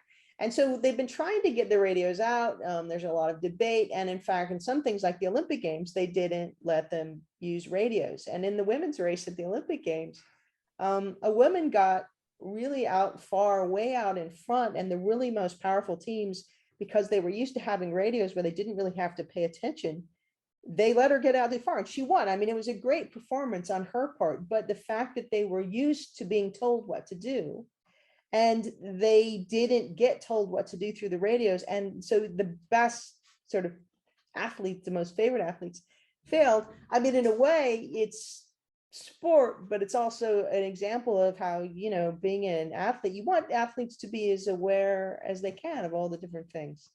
So yeah, I get what you're saying too. And I can remember the coach tell me to listen to them during a wrestling match. I mean, I can't imagine. It seems like if you were concentrating, that it would be hard to hear what they Sick. Yeah, and some of it has to do with like strategy, right? So if I'm winning a match, so for instance, like if I'm winning a match by 7 points, 8 points is a major decision. So the team might need an extra point for the major decision. So Okay. Yeah. the coach wants me to let them up and try to take them down again. But me as the athlete, I might be exhausted. I might want to try to execute a move that I've been working on or a specific position that I feel comfortable in. And now this person is kind of hijacking my own match for the benefit of them, maybe other people, right? So it's in those That types of might be, but see, but that contexts. might be okay because in some ways, if you, It I might mean, be, it's but if you're thinking about the the individual athlete yeah, I mean, as you don't know what could go wrong either, right? Like yeah, it's only yeah. assuming that things are going to go right, and like if it doesn't go well, then whose fault is it then? And like, and why was it important for that athlete to sacrifice their own performance for the performance Oh or the yeah, lack and of that's a performance? real problem, right? Yeah, in Yeah. wrestling, I Well, I mean, mean, it's it's a not real, I mean, really. a lot of coaching ethics are really involved in that. But it's still, it's one thing to command an athlete to do something. It's another thing to inform them of, what's at stake, which seems Yeah. like a much more like they say, look, if you can take this down one more time, you may help the team to get a bigger thing. That's a different thing than just saying, look, I want you to do this because, it's supposed to be for the team and not any goal that you may have. I mean, I don't think that's, yeah. Yeah, I mean, if there was a way to always be, objectively viewing the experience, that's one thing. But I think it always seems. I mean, I would say the vast majority are control oriented, as opposed to objective. Like, hey, if you're capable, perfect. If you're not, then you got to do what you've got to do, as opposed to what I said I want you to do. Well, And and I again, I and I think, think yeah, that's why I say in the book that the objective of the coach athlete relationship is in a scholastic context is the athlete's education, right? So to be you would have to make an argument that by being controlling, it's actually better for their education. And I don't think you could make that argument. yeah. I think that it's probably, as you say, they're just looking out for their specific interests, and in a way that's exploiting the athlete, and in a way that's disrespectful of the athlete. So. Yeah, I agree. But jumping into this, I want to talk to you about the issue. Like, I don't know if you'd call it an issue, but the American university college athletics experience. And I'm pretty. I mean, I'm probably the most vocal as far as like the internet is concerned of people involved in wrestling that don't appreciate or don't like the model of the NCAA, Mhm. only because in wrestling specifically, financially, we get taken advantage of way more than say basketball or football and men's sports and even women's sports because of Title IX. They have access to a lot of scholarships where wrestling only has 9.9 scholarships and an average team is 35 individuals, Yeah. where college football, I think they have 88 scholarships and like a team is like 95 players. So there's only seven, people that don't have scholarships on football, where the vast majority, 70% or more of a college wrestling program is based off of people paying full tuition. Yet the coaches are making, extremely, I mean, not larger than the football coaches' salaries, but they're making, almost now $500,000 a year at certain programs, and then other programs are obviously very, smaller. But again, the athletes are kind of the wrestling athletes are in a tough spot. Plus, the contradiction between so the idea of the NCAA is that you're going to school to get a college education for free, but in wrestling, it's not, because you're not getting it for free, except for 9.9 athletes.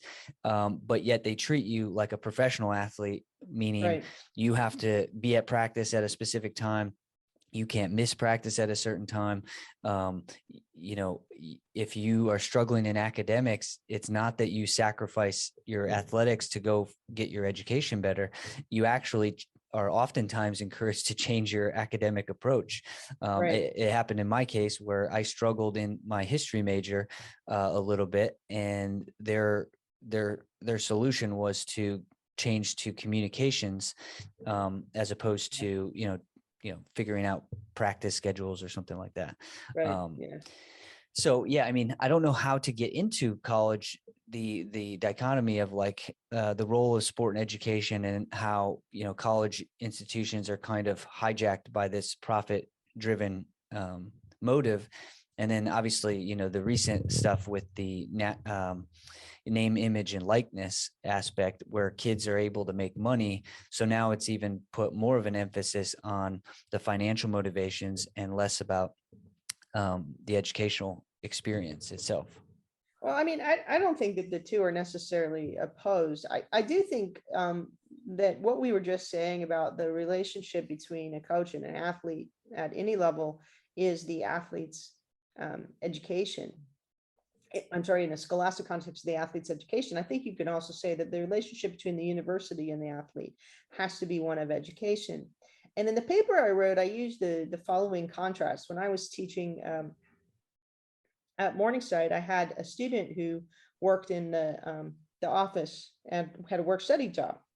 And so she, was paid to do things for me, to do work for not just me, but the other professors. And so in my relationship with her as a work study student, as an employee, in effect, it was appropriate for me to ask her to work on a paper for me, or go to the library, to do tasks that benefited me, because she was getting wages in order to do this work. So that was a relationship where, and it was appropriate for us to say, you got to be here at a certain time. Then the same student was also in my class.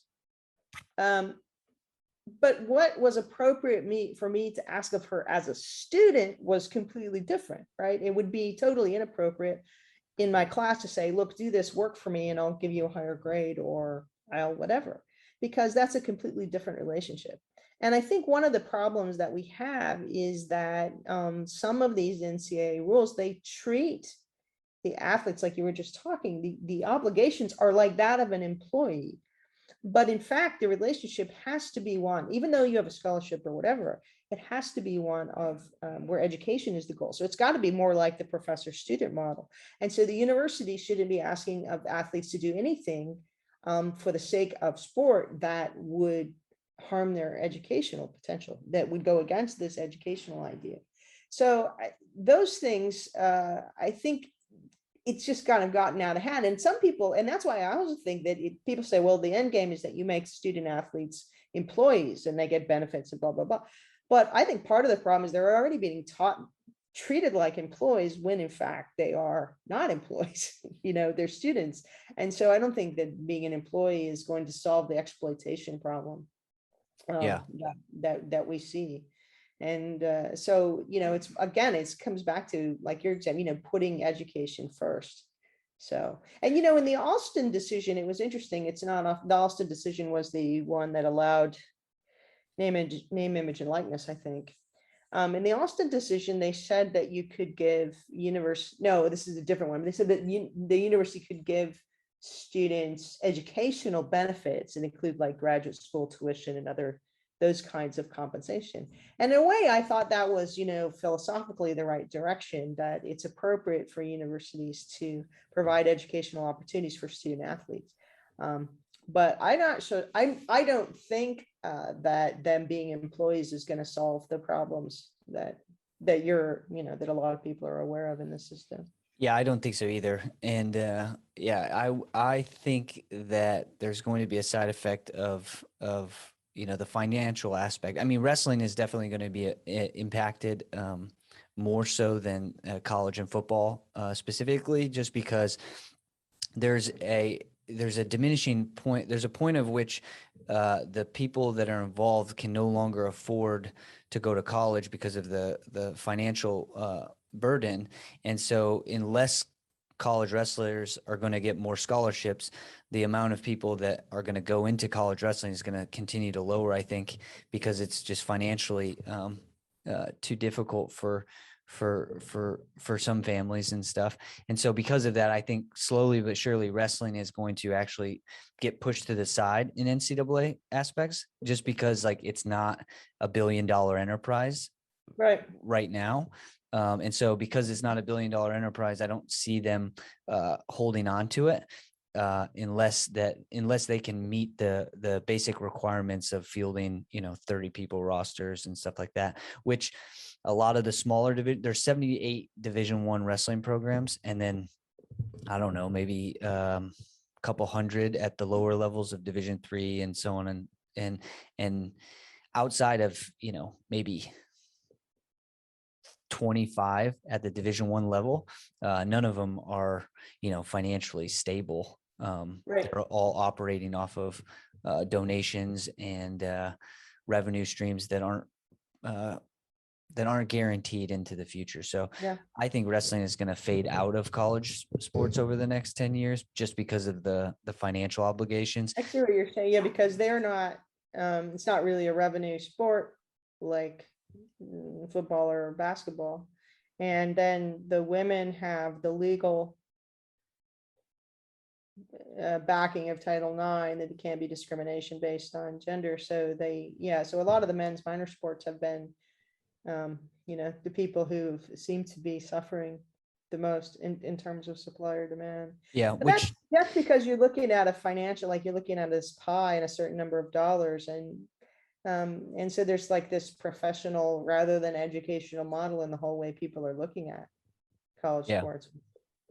And I think it's honestly, I think it's actually the benefit to lower the amount of exploitation, right? Because if money is so much of a part of it, then that's where the exploitation continues to metastasize, like it gets bigger. The more profits are generated, then it's like the backup quarterback at Alabama signed like a $2 million deal. Well, it's like, okay, if that type of money is possible as a backup to an You mean a institution. name, image, and likeness deal? Yeah, I think they created like he had some sort of brand deal. So they don't even need so some of these athletes aren't going to need any scholarship money. No, they're not. I mean, there's rumors, and obviously they're just rumors, but there are rumors right now in the college wrestling aspect where kids are getting outside pay to go to certain universities. So now they're talking about, some outside donor being able to figure out, hey, here's $100,000 sponsorship so that you can come to this school for a year. Again, exploitation is definitely going to happen when there's money involved, and when there's more money involved, there's clearly more exploitation. So I think wrestling is going to avoid some of it, but it's not I mean, again, my goal or my thought that we're the best possible scenario is to decentralize it to the activity realm instead of the sports realm, right? So like you see in United States, obviously CrossFit has components of competition and stuff, but there's a culture of the activity itself on the repetitive basis, which I think is very beneficial. And then things like jujitsu culture in martial arts in America, there's gyms across the country, and there's not that much tournaments, but when you get elite, there's tournaments. But there's grown men who have never participated in combat sports ever in jujitsu classes because of the culture. It's not necessarily only and it's a lifestyle thing. Yeah. Which I think personally, wrestling and the like for societal aspects, like, I just think wrestling is a great way for people to, again, use that aspect of sport to develop a intellectual framework to move forward with. One of the side effects that I think is very important and beneficial, especially when it comes to political thought or political conversation, right? You cannot have a political conversation right now with a vast majority of people because it will get highly emotional right away. And so because of that component, because of the component of wrestling, and I know that most arguments are not going to get physical, and there's no reason for it to get physical. Now I can only focus on the intellectual aspects, right? So I find myself in arguments where it's like I'm laughing because they're emotional, and I'm like, no, you don't be upset right now. Everything's fine. Just think Yeah. about the idea and how your idea is not actually making sense. But again, it's one of the things that's a side effect of participating in that problem solving world of Yeah. wrestling Yeah. that I just think is so pure. It's just so, Yeah. in what other sport does somebody get to slap you in the face and you have to avoid emotional reaction? Because if Yeah. that might be one of my actual strategies. My strategy might be to try to elicit emotional reactions so that you get out of Right. your game plan. And if you get Right. out of your game plan, I am victorious, right? And Yeah. so, in wrestling, we have this concept where it's really preached into us: get your mind right, get your mind right. So Mhm. in those types of situations, you have to get your mind right. You have to be composed. You can't allow that to pull you out of your game. And again, no other sport allows somebody to slap somebody else in the face. I mean, obviously you can't you can't totally get away with it, but if you watched elite wrestling, they're punching and clubbing each other very hard for positional battles that can very easily trigger emotional responses. So I mean, stuff like that is so I think beneficial to culture. And going Yeah. into, you can finish up with this part, but the idea, going back into that final goal aspect of what sports, the final goal of sports, and then what you said with this one: a courageous, disciplined murderer, for example, is not a public good. And so, like, getting back to this idea of like what's the general goal of sports, and in relationship to the goal, shouldn't it have to do with this common good for the rest Yeah. of society? And it's like, just in general, how do you think is it just through philosophical enlightenment to people? Like, if Western society started to read Plato and Socrates, would that be the best way for people to go, oh, we can use this to make our communities better? No, I don't think so, because philosophy is a study of, as you said, how we ought to live, and there's a debate about how we ought to live, and there are techniques, and we have logic, and we have different aspects. Um, what the basic subject of question of how we ought to live is just a lifestyle question. It's something that everybody needs to ask, and so on, and that we all need to consider. And I don't think philosophy is a solution any more than wrestling is a solution or any other kind of activity. But philosophy can help people engage. I mean, this is what I try to do with my work, is help people engaged in an activity like wrestling or other sports, to see how that can help them to find ways to live a better life. So I don't think that everybody becoming a philosopher or a scholar in the sense of studying philosophy would make them, but I do think if they can learn things like understand the principles of sport, and try to learn from sport, and also those of us that are in a position to actually manage sport, and critique, how the rules are made and what kind of things are rewarded in sport and how they're rewarded, I think is also important, because sport is not perfect. It's a man-made construct. And so what happens is that sometimes it rewards the wrong activities, like you were describing a really good thing. They'll allow you to slap an opponent. They'll allow you to do something that would be inappropriate to do in society. Well, why should they do that? We can say, well, because by doing that, you teach people, or you give people the opportunity to learn how to deal with a public insult and still be civil, treat another person civilly, right? You learn something for that. We talked about, like, why, if deception is something that is really ethically wrong, why do we allow it? And we not just allow it, why do we reward it in sport? And this is, I think, is an interesting question, and it's worth debating. I mean, my short answer is we do it because we want people to learn how to deal with being deceived. It's not so much that we think it's good to deceive, but it's good to have deception in sport because it teaches you how to deal with and anticipate being deceived. So I think those kinds of questions are worth asking, is what good do we get out of this? And too often, just with sport, we can't see the forest for the trees. We're just so thinking about the win or our team or something else, that we don't ask the questions like, is this making us better as a society? Is this making people better? And this fits with sport and education, because we've got sport in our educational institutions. And in a way, I think it's great, as a philosopher of sport who thinks that sport has this great educational potential. I really feel lucky that it's taken seriously by so many people, and it's right there in the schools already, who are, bound by their mission to be educating people.